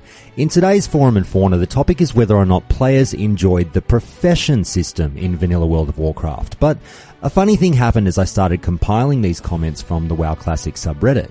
I've found that there were far more negative comments about Vanilla's profession system than I really had anticipated, and so that made it a lot harder to go through the show's usual format of for and against on, both sides of the coin, as we do. So when we get to the pro-professions posts, you'll see that they're much shorter and a little bit weaker than the anti-professions ones. However, there's still some great points in there, and maybe someone who truly loves World of Warcraft's profession system will step up to the plate and defend the profession system's honor in a call to the show sometime soon. But let's get into it with the first post for the anti-professionals, with this long one from user Dragon Adept, who says this. In the Burning Crusade, professions had important items, buffs, cool gadgets, and you could make a serious ton of money off them in some cases. Vanilla professions were fucked up. Their products were mostly useless and nearly always BOE. They cost a fortune, and engineering was obviously far better than all the others for PvP and PvE. The overwhelming majority of people who took a crafting profession lost money on the deal, usually lots of it. You could make some money on some of them if you knew what you were doing and put a lot of work in, and cloth and arcanite transmutes were a steady income stream, but most of what crafters made got sold on the AH for a net loss. Gathering professions were very important for making money though. The Burning Crusade made professions other than engineering a power increase for the person who has them. In retail vanilla, most of the time you needed someone to have profession X, but as long as someone else had it, you didn't need it. Was it an improvement? To some extent, it made professions more cookie cutter, because if you wanted to be the best class X, you needed professions Y and Z. If I remember correctly, a Shadow Priest, at least in Tier 4 PvE, who wasn't 375 enchanting, 375 tailoring, was doing it wrong.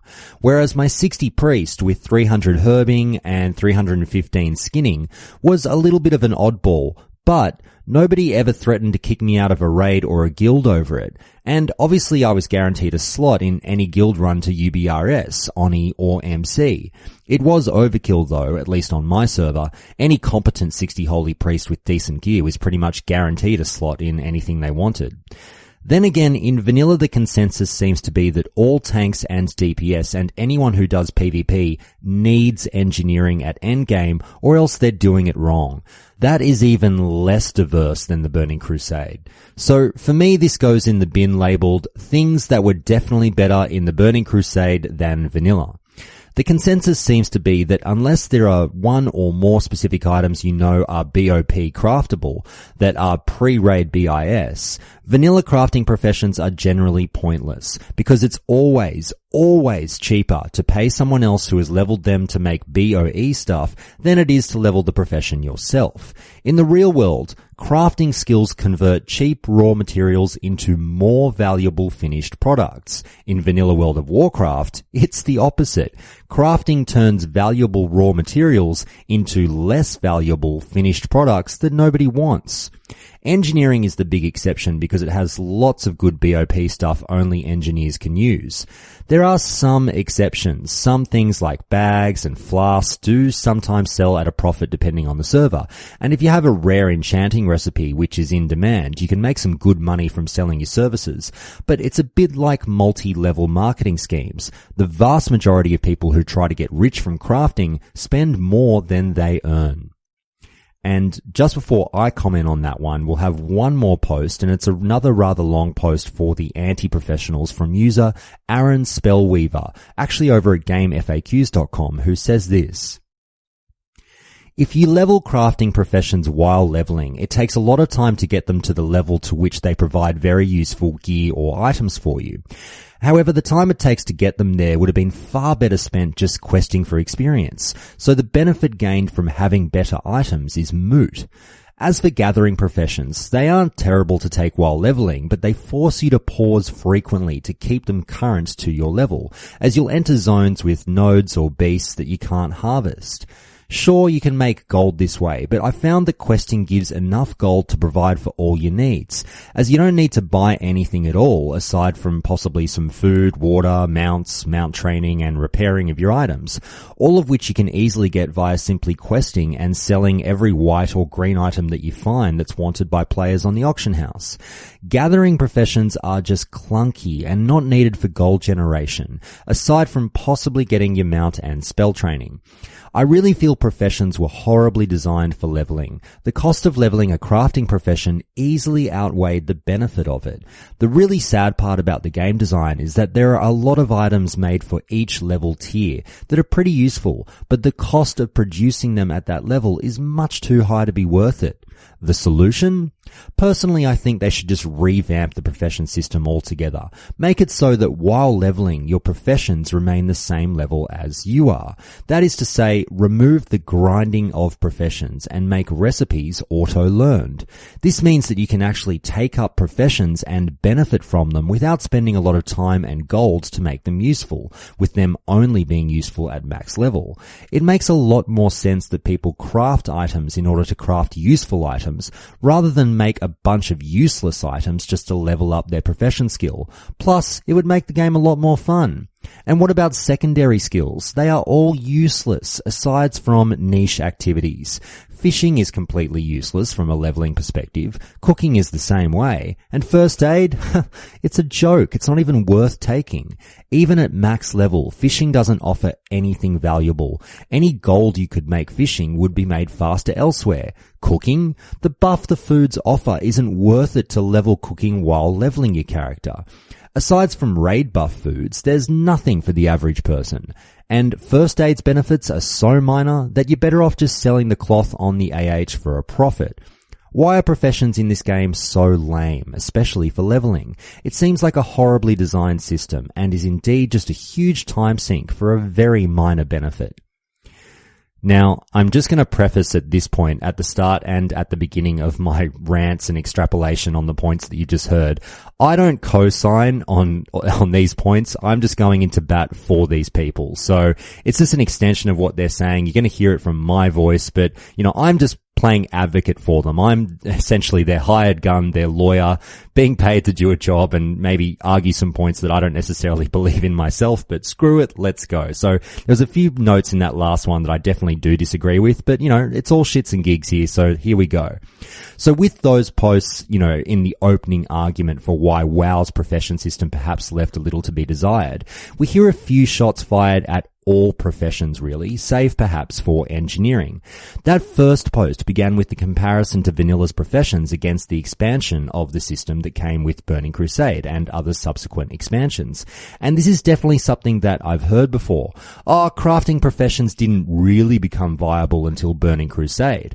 And being a leather worker back in the day myself, I can say from personal experience that sure, I got a kick out of being a bit more useful with my drums and whatnot and having the profession pay off a bit more in the Burning Crusade. So why do people say that it was an improvement? What was so, quote, fucked, unquote, about the vanilla profession system? You heard the usual suspects there, starting with the sheer amount of high-level crafted items that were perhaps somewhat unfortunately classified as bind on equip. If a player poured hours into a profession seeking to become a one-of-a-kind craftsman, surely they would unlock a plethora of unique benefits that only they could enjoy. Well, in vanilla WoW, not so much. Sure, amazing BOP benefits did exist, but they were relatively few and far between.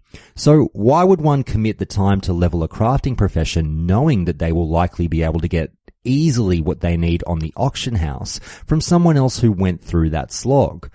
So why would one commit to the time to level a crafting profession knowing that they'll likely be able to easily get what they need on the auction house from someone else who went through the slog? Let some other sucker do the work for me. Why didn't Blizz put a little more into the vanilla profession system that would provide an incentive for a player to stick with a profession, rather than simply ditch it for another once you got the one or two highly coveted BOP items that you wanted? The classic example being True Faith for with tailors. I know my plan is to simply grab what I need and then get out of Dodge, likely making the conversion from tailoring to alchemy once that True Faith box is ticked. The other major reason that I'll be more than happy to ditch it would be, as the posters said, due to a large proportion of the items that I craft along the journey to 300 not being very appealing to levelers or level 60 characters on the auction house. The items created are usually either vended, DE'd, or sold at a bit of a loss, perhaps breaking even if you're lucky on many of them. So if that's what happens to the bulk of the stock made from my trade, then what's the point? There's no tax write-off in Azeroth as far as I know, so why am I choosing to run a business at a loss? But the cost of leveling a profession was more than just money. It cost time as well. And the second poster basically asks that famed question from what is my Bible in the movie The Girl Next Door: was the juice worth the squeeze? That time spent leveling that profession could have been spent either getting to 60 a little faster or farming more valuable items. The payoff simply isn't as vast as it should be for crafting professions. We're not going overboard and asking for the equivalent of a vanilla tier 4 from crafting, but a little more useful variety in the options couldn't have hurt. The second poster even takes it a step further and shoots down the secondary professions as well, stating the same rules apply to fishing and cooking. Is the purported pot of gold at the end of the rainbow worth all that time spent throwing your line into the water or praying for a skill up at an inn's fireplace while trying to level green recipes? And I do disagree with them a bit on the first aid thing, so I won't really go into that. I think it's pretty simple to level and well worth the even minor benefits it can bring. But their point remains. Does getting fishing to 300 provide a significantly larger yield of gold per hour than regular farming might? What about to the mage who farms Dire Maul, or the hunter who farms Princess? Perhaps those are extreme examples, but it's something to weigh up nonetheless, and the answer appears to be no. You're not signing up for a significant benefit with professions as opposed to a bit of a content diversion. But now we'll turn to the posters who believe the WoW profession system can be redeemed through user Casper724, who says this: the professions in vanilla are well balanced. Every single profession in the game is 100% necessary. Herbing and mining make the most money. Blacksmithing, leatherworking and tailoring all make best in slot equipment for every single class. Skinning lets you skin Oni for the Neff cloak. The list goes on and on. Engineering is a goddamn money drain. Every other profession you actually make money off of, not engineering. You have to farm money just to feed it. Raiding doesn't require you to have any profession. You could have none if you want. But if you want to min-max, then yes, there's always going to be something that's the best that you are forced to take. So this poster goes into bat for the utility of every single profession in the game, stating that whilst we just questioned the payoff yielded from the various professions, there's still no doubt that at some point they can all be deemed useful. Whether your poison is money or gear, WoW has something there that will scratch that itch for you and bring results that won't leave you empty-handed. There isn't one profession in the game that is universally loathed to the point that players question its very existence in the game. They didn't really screw anything up in vanilla that would have veterans laughing at you. There's no look at this noob over here fishing or anything like that.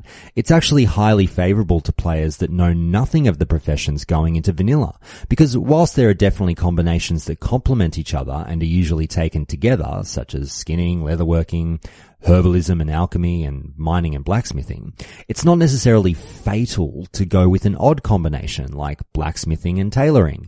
You'll just struggle to level them up and would have to buy mats, but they're still two viable crafting professions that could be used to sell gear to other players. It's just a bit odd to pair them, just a bit. But every profession in vanilla has a distinct flavor and use that is necessary to obtain certain high-level items or equipment in the game. The profession system remains an intricately designed process that has the means contained within it to make a shitload of money if you do a little homework on what you should be looking to sell. Sure, when we talk about many consumables such as flasks or BOP crafted gear such as True Faith, they may not be necessarily mandatory for raiding, but that will depend on who you're playing with. Min-maxers, I'm sure, will have a very different view on professions than the average player. Views that were formed in vanilla, cultivated on private servers, and will no doubt be carried over to Classic. And it may well be engineering or get the fuck out. But remember that more often than not, there's method to the madness, and if it's all a bit too strict for you, then you'll have many other options of guilds to raid with, so it's fine. But for now, let's go back to the anti-professionals with this one from user Randy Boob, who tells us this. Tailoring has a total of 4 uses. First of all is bags. They're a decent moneymaker, but profits are reliant on new characters reaching 60, as there's basically a 4 bag per character maximum you'll ever sell to them. Then there is gear. Well, there's the Priest Robe and Bloodvine, assuming ZG is out, and, well, not much else. Clothy DPS will likely keep their tailoring for the Bloodvine set bonus, but you don't specifically have to, though the bonus is great. Priests will immediately drop tailoring after crafting their robe, or so they should. Last is the Mooncloth cooldown. You'll be able to make some trickle gold with this, assuming the realm is relatively fresh. The most common use for Mooncloth is the bags, or the priest robe if I remember correctly, so it's limited in the same way that bags are. The older the realm, the less profit you'll be able to turn with this. So unless you need the Bloodvine set bonus or haven't crafted the priest robe yet, the only real benefit of tailoring is the cooldown and the associated bag, which can be extremely profitable early on, but it won't take long before a gathering profession will be immensely more profitable. Blacksmithing and leatherworking's only uses are gear basically. Without drums and the belt socket thing, there's really only the salt shaker to make any money for you, and that's one of the longer lasting mat cooldowns because of the number of patterns it's needed for. Picking up either blacksmithing or leatherworking basically requires you to go for some of the more decent patterns to make any kind of real money. Stuff like Lionheart and Corehound Belt and Heart of the Wild, these can be pretty hard to come by. There are some fairly decent blues useful for pre-raid gear farming, but the vast majority of it is BOE, and so spending the amount of money / effort a 300/300 crafting professions require just to have your own name on the items is pretty silly. Skinning is a gathering profession, so of course it matters. Leatherworking literally doesn't work without it, and skinning is good for early launch money when just vendoring things. It goes without saying that gathering professions always matter, as long as they have a crafting counterpart, but skinning is actually the weakest one of them in my opinion. Because leatherworking is so pointless, skinning also loses a ton of usefulness.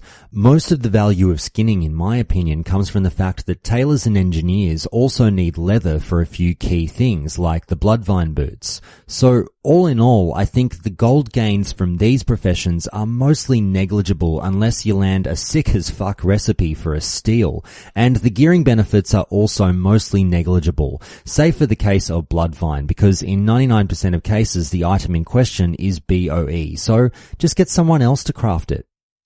Now a quick add-on as well from user Criteria, who says this. Yep, having a crafting profession at 300 in Classic is actually pretty inconsequential for the most part, and actually didn't matter unless you liked spamming grenades in PvP. The few really good items that are craftable, like Lionheart Helms, Stronghold Gauntlets, etc., are all BOEs. Contrast this to later expansions when professions actually mattered with God tier, Frozen Shadowweave, Storm Herald, or Saronite bombs. So the points that these users are making is that the crafting side of things is a little broken in vanilla, as the crafting professions seem to have a shelf life. A use-by date printed right there on the packaging. For tailoring, expires after True Faith. For skinning and leatherworking, expires after Devilsaur becomes obsolete for much of the server.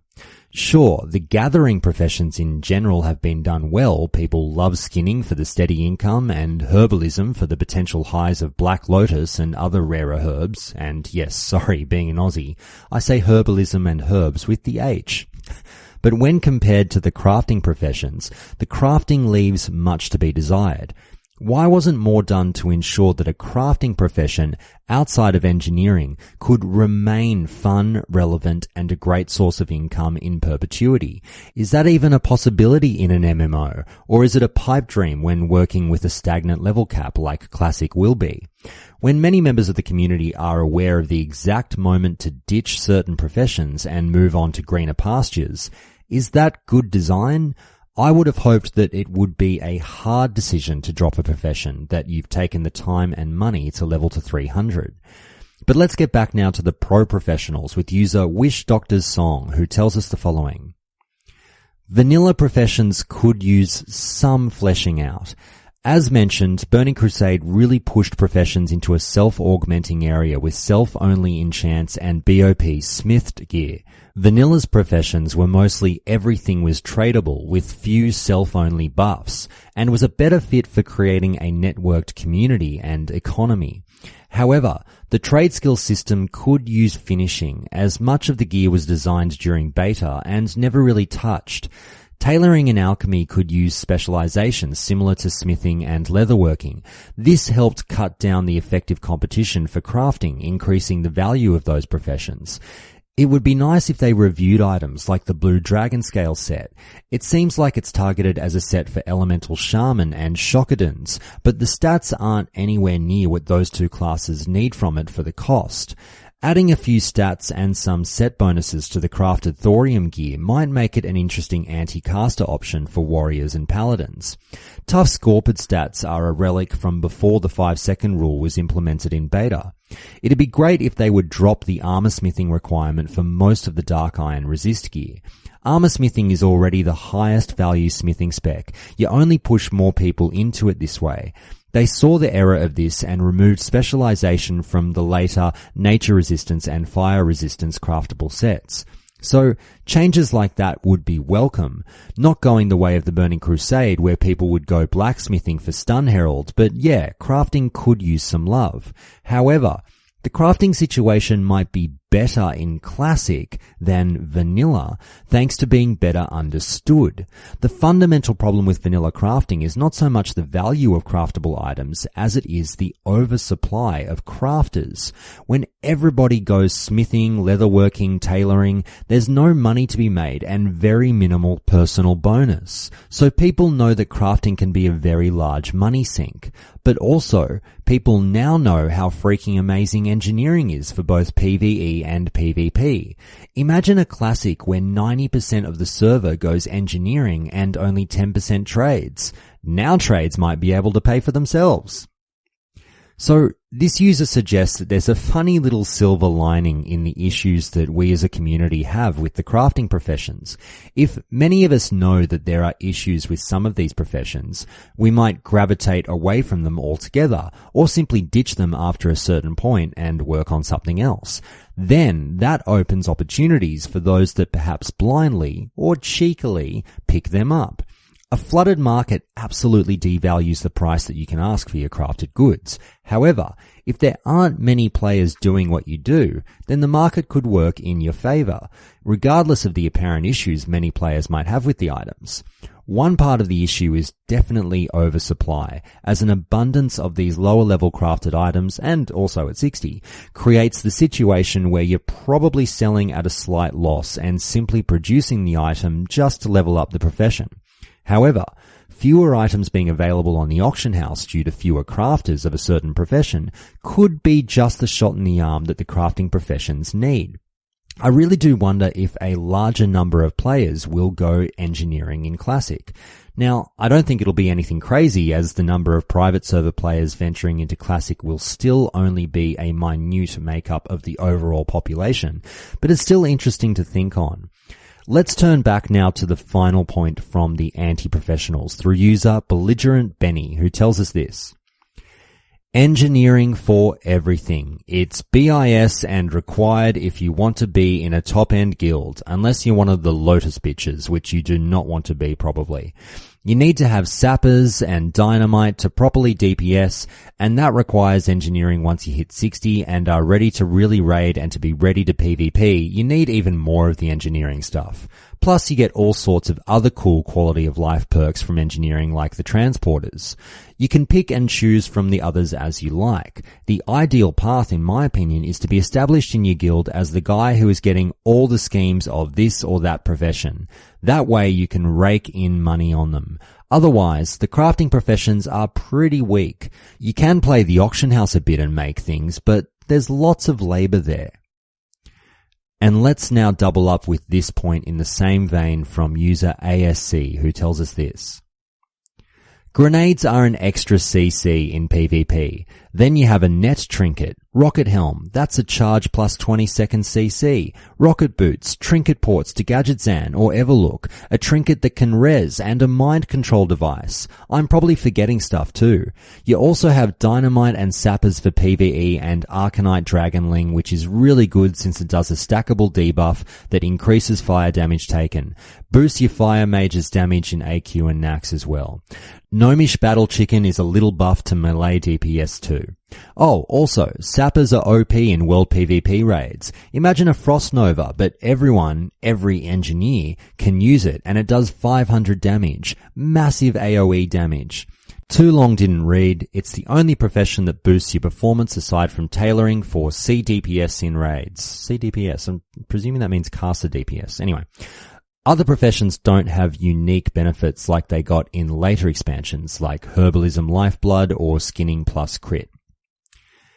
And the final point that the anti-professions argument revolves around is that one profession that we've now mentioned a few times, engineering.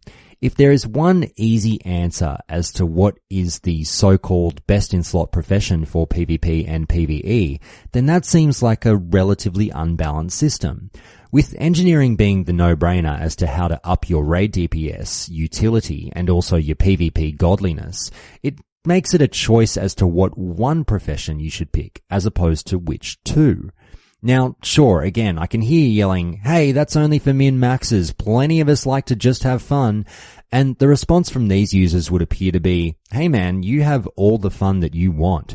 I'll just be over here clearing everything before you if that's cool. The lack of unique benefits of the other professions are a huge shortcoming of the profession system. Sure, there are some, but not enough to tickle many players in the places where they want to be tickled. Part of the fun should be debating about which is potentially best later in the game, not having an answer that people can't really argue against. Sure, engineering isn't known as one of the money-making professions, but the benefits to your character and their performance far outweigh that issue. So now it simply becomes an argument over what money-making profession you'll take on top of engineering. P.S. I just want to hammer home again that I don't personally subscribe to the engineering or bust argument. Again, I'm just pushing forward the arguments of these posters, perhaps a little extremely in this particular instance. Please do just remember to do what you like and that all professions do have some merit. But finally, let's finish with the pro professionals with this fun one from friend of the show, user Wyke Unchained, who says this. Just one more little thought that I had. Fishing is always a nice way to kick back and relax while making pretty good income. It's not for everyone, but it can make you very good money as well as providing the mats for some of the more serious food buffs. Winter squid, night fins, stone scales, firefin snappers and oily blackmouths instantly come to mind as things that will sell on the auction house all day, every day. I really want to add on something of a personal tale and anecdote to this just to add some value to fishing that you may not have considered. I've made some really great friendships doing this activity, mainly with a guildie of mine, but a story of how fishing got me an epic. I often fish, but it's usually a solitary existence being a fisherman. Or if you do have human interaction, it's being ganked because they know you have a damn fishing rod as a weapon. Well, one day I had been fishing the eastern coast of STV and was just about to haul to Booty Bay to fill my bank, and a rogue popped out of stealth and sat next to me and started fishing. This guy's name was Caldon, a human rogue from a pretty big guild on our realm, and I was a humble casual that had only been inside MC a couple of times at this point. So we got to chatting, and this went on for an hour or so, talking about guilds, the game, fishing, and prices something called winter squid was selling for at the time. So I explained I was mainly doing it for stone scales and fire fins to make money and had never caught a winter squid. Well, I find out where to find these things and head off to Booty Bay to empty my bags and go and try to catch me some gold. Well, when I arrive there, I find 2 other members of this guy's guild sat together fishing. So I park myself with them and start making conversation about how I'd met Caldon earlier. Well, less than 10 seconds later, this rogue pops out of stealth again, and now there were 4 fishermen all chatting and missing the fishing bobber most of the time as we were too busy talking. Anyway, this eventually leads to an invite to Molten Core with them later that evening. And less than 3 hours after I met these guys, we never left each other's company for another 12. We cleared Molten Core, and I'll be honest, I was carried as my guild was not capable of clearing Molten Core at the time. And I was rewarded with an upgrade from Junk to Tier 1. These guys were on my friends list for years, and I sadly missed some of the instance runs we did as a group. I was their pet healer from an outside guild that would always be ready to blast another 45-minute Baron run or go farming righteous orbs. So the moral of the story is that fishing can be just as important as farming best in slot. So there you have it, dear listeners. There's merit to all the professions, even fishing. In all seriousness, though, I'm looking forward to getting fishing to 300 for the first time ever in Classic, and I really do look forward to fishing with others, just like Wyke Unchained's story depicts. I'd love nothing more than to jump in voice chat or just hammer away on the keyboard and shoot the shit with new or old friends in-game while continuously casting our lines out there. The so-called, boring or useless secondary professions absolutely do have use in-game, and while players may have discovered all the farming routes and tricks that yield higher gold per hour, there will still always be a market for fish that you've caught or food that you've cooked. So to the new players, don't feel like you're wasting time investing in those professions. And you never know, you may make a good friend or 2 along the way. And so that's the end of Forum and Fauna for this episode, but while I've got you all here thinking about best in slot professions and crunching the numbers over how much of a difference in DPS engineering makes for your character in PvE, I'd like to take a quick moment to shout out the wider vanilla theory crafting community and the work that they do, with a quick tip of the hat to people like Taladrill, Keftank, Hrishi and Ale, as well as our friends over at ClassicWow.live, and read the following quick PSA from the Theory Crafters. And this isn't sponsored or anything, this is just a favor for a friend. So the Theory Craft community is avidly seeking open-minded individuals who have a strong knowledge base of the game mechanically, as well as a solid analytical background. We're seeking passionate players to help us to flesh out a better understanding of vanilla World of Warcraft. There are several projects we're currently working on for which we're seeking additional assistance. Fire Warlock, Hemorrhage Rogue, Retribution Paladin, Enhancement Shaman, Melee Hunter, DPS to debuff analytics, and more. Again, we're seeking open-minded individuals. Vanilla is not figured out. Who knows? Perhaps your contributions and efforts will find their way published on ClassicWow.live. If you're someone who fits the bill or you know of someone, send an invite to https://discord.gg/x4nvanelli_BHTE and join us, and that link will be in the show notes, so don't worry about me reading it out. We're eagerly awaiting participants for the next era of vanilla. So please do hit the guys up if you feel you can help out. They'd love to hear from you. But with that done, now let's move into the home stretch with Memory Lane.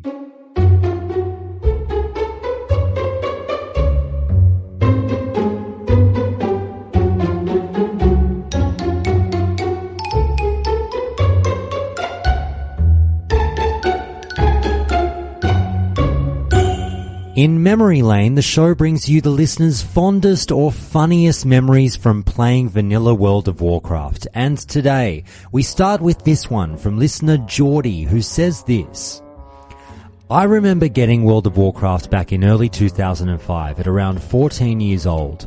My best friend Jay was telling me I needed to get it every day at school and at our job after school where we both worked. So I saved up my money and bought WoW. I remember installing it and being so excited to play with my friends. I rolled a Night Elf Rogue as Jay was a Night Elf Druid and our other friend was a Night Elf Hunter. I added them both and saw that they were leveling in Westfall and they were telling me I needed to level in the human zone because it was closer to the dead mines. They then proceeded to start telling me what instances were and I was getting so hyped to get involved with all of that. I stayed up for hours leveling and finally when I hit level 10, Jay said he would show me how to get to the human leveling zones. We grouped up and we got on the boat to Darkshore and then on the boat to Menethil. I remember seeing the loading screen to get to the Eastern Kingdoms and my hype levels hit the ceiling. Finally, I got to Menethil Harbour and we began the long walk to Goldshire. Within the first 5 minutes of the walk, I aggroed a question mark crocodile and got 3 hit. This scared the shit out of me, but nonetheless I ran back to my corpse and persisted to get as far as I could before getting killed over and over and over. About an hour later, we got to Ironforge. I was absolutely blown away with the amount of people in the city and the dwarvish atmosphere that even blew me away more with the Deep Run tram and then getting into Stormwind for the first time, hearing that epic music in both cities. Even just walking to a new questing zone for the first time felt like such a huge adventure. I never forgot my first pilgrimage from Darnassus to Stormwind, and neither did Jay, as when Classic was announced he messaged me on Facebook and said we should both get it and make the pilgrimage again together. Honestly, that's what I'm looking forward to the most, making that pilgrimage again with my best mate. Next we have this one from listener Myth, who tells us this. I remember going into a contested zone for the first time. After starting in vanilla shortly after release, I rolled a druid and a buddy of mine rolled a rogue, both night elves. We ran into Fellwood around level 25 or so, which isn't such a good idea. We seriously stealthed the entire time we were there. We had no idea what to expect. We hadn't even seen a horde player yet. After a few minutes, a deer with a skull over its level ran from halfway across the zone and murdered me. Good times. Next we have this one from listener Juha, who tells us this. Hi Josh, much love from the other side of the world in Finland.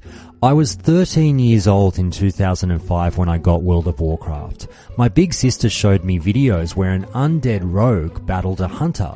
The race escapes me, but I was awestruck by how the, quote, archer, unquote, had a companion animal attacking his enemy, and when the, quote, zombie, unquote, finally reached the archer with his daggers, he suddenly froze into a solid block of ice, allowing the archer to retreat once again. The final thing I remember from the fight is seeing the zombie suddenly turn invisible and disappear. Incredible. After trying out the game on my big sister's account, I was hooked. I spent all my money on a new PC and it felt like forever swapping one install disk after another and then waiting yet more for updates. My big sister advised me to create an email account with made up information so that the people on the internet can't find out who I really am. I reforged the character that I'd made on my sister's account, a night elf warrior. I loved playing the game, but it was difficult in the beginning. I didn't speak very good English, and I typed so slowly that when my speech bubble finally appeared, the person I was intending to talk to had already walked away. I had difficulties trying to use a bow and was confused by the game, constantly repeating something about paper doll ammo slot. I knew it said something about ammo, but the rest was beyond me. When I finally figured it out, I proudly played a ranged warrior in my first Warsong Gulch. Running in melee into the mayhem felt like a stupid thing to do. All the people in the brawl just instantly got killed, so better stay behind and use my bow. I finally made my way into the dead mines after someone whispered me with an invitation. The elites hit so hard I figured using defensive stance might make sense. I only had a sword and a shield, and using sunder armor on the punishingly strong elites felt like a good idea. In retrospect, I was doing surprisingly well as a tank, although I had no idea what the term meant. People in the group were referring to me as the tank, which invoked an image of a powerful thing covered in steel, so I felt like they were complimenting my awesome character. Unfortunately, Edwin Van Cleef attacked the priest. As her health bar got lower and lower, I contemplated using my ability Taunt to be a hero and save the priest. However, something about the wording on the ability made me believe that my character would literally sacrifice himself using the ability to save an ally. I'd only known this priest for a couple of hours, so I decided against destroying my character to save her.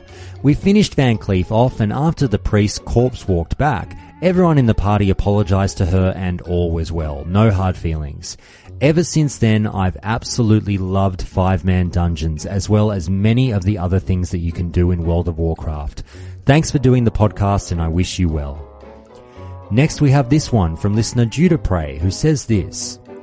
Hey Josh, I've got memories from Burning Crusade. Although I technically played in vanilla on a 10-day trial, you know, back when you had to know someone who bought the physical copy and gave you the square sheet that was in their box, I didn't really start playing until the Burning Crusade. Like many others, I was younger in the day, about 13 when I started playing. I despised quests for no real reason and would frequently opt to simply grind experience via dungeon spamming. Even though this was significantly less efficient, especially since this was pre-LFD, I had a much more enjoyable experience forming groups, running to a dungeon and tryharding my way through it, all the way to 70. In fact, when I was about 63 on my Troll Shaman main, I camped myself in front of the Underbog, whispering every group I saw entering the dungeon, asking for the chance to tag along for the experience. One such time I joined a run-through of players who obliged to me tagging along. They invited me into their vent channel, but my prepubescent self with my high-pitched voice was too terrified to even make a sound, lest they discover my age and boot me. However, at the end of the dungeon, to the contrary, they invited me to their small, close-knit guild of players, much older than myself. The Schadenfreudian Slips. I did not understand the name for quite some time. Fast forward sometime to when I was 70 and restospect, they carved out a spot in their Kara runs for a third healer spot, just so I could play with them. Because it was halfway through the expansion and it was on farm for them by this point, I ended up getting some 9 purple items on that first run, which is a pretty ridiculous haul for back then. My real life friends were livid the next day to find out that I got so much gear so quickly while they were grinding out a living in random pugs. At some point during that memorable run, one of my lovely guildmates made a mention of the rock band ABBA. I don't recall why, and it's besides the point. In some strange game of word association, I pressed my Ventrilo hotkey and belted out the chorus to one of their most notable songs.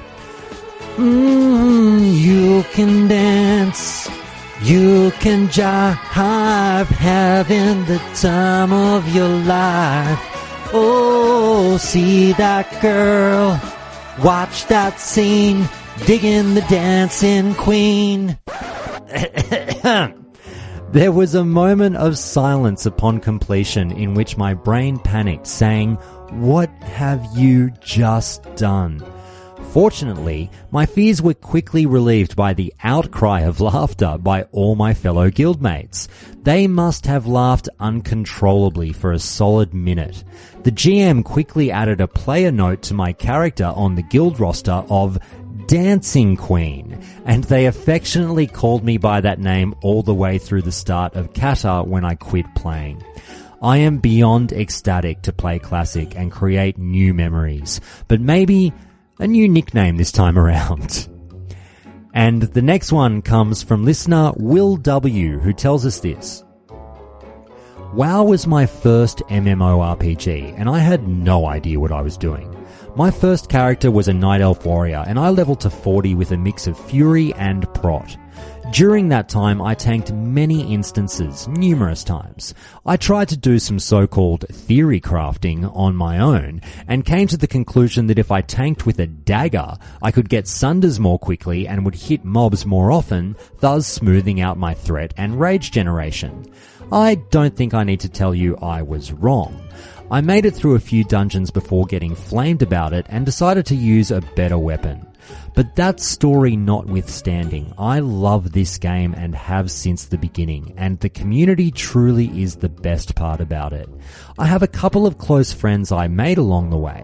One of them invited me to my first raid when his guild was short on healers.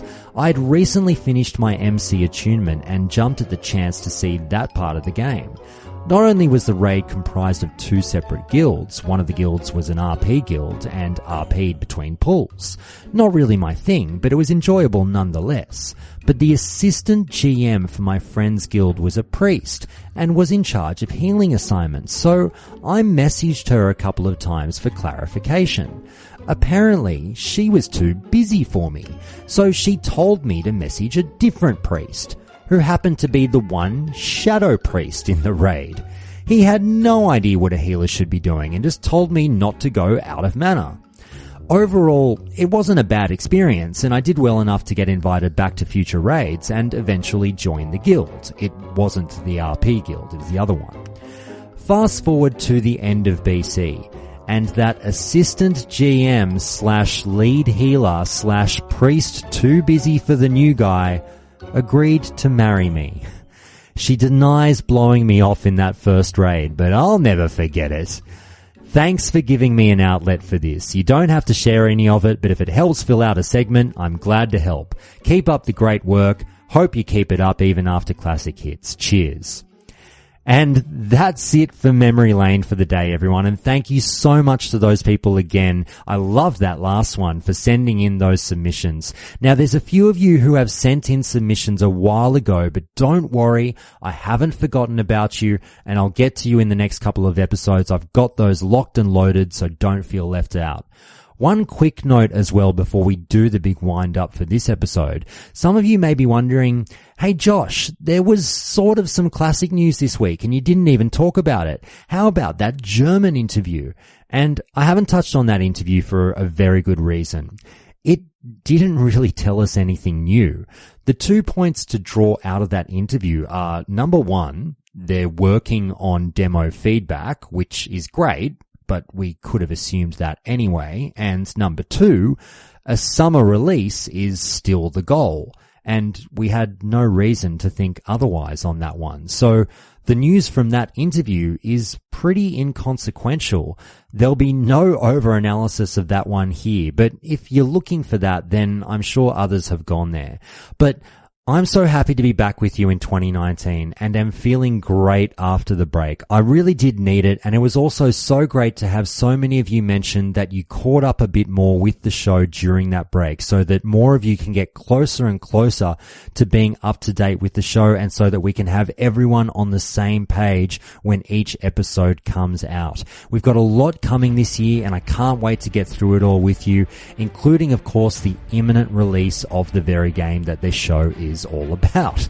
So just before I let you go, it's time for some thank yous, and a big thank you as always to patrons Connor C, Damien A, Eric L, Herbert, John HC, Jamie S, Michael H, Minoru, Randall H, Rarebit, Tim B, Tim S and Zudamos. And of course, the very dedicated patrons of Countdown to Classic as well. An extra special shout out and thank you from the bottom of my heart to these patrons: Billy C, Firespittin' Kitten, Flowsy B, Carl W, Nick B, Palfurus, Romani, Tsunami, The Anton, Wilson Ma and Valaco. Thank you so much for your phenomenal support of the show. Countdown to Classic would not be on the airwaves in 2019 without your support. But that's it for today. I can't wait to see you all next week. Have a good one, everyone.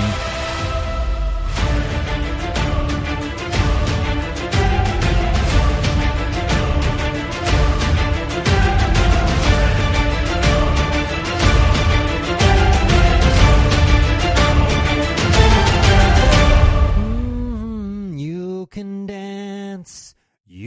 can jive, having the time of your life.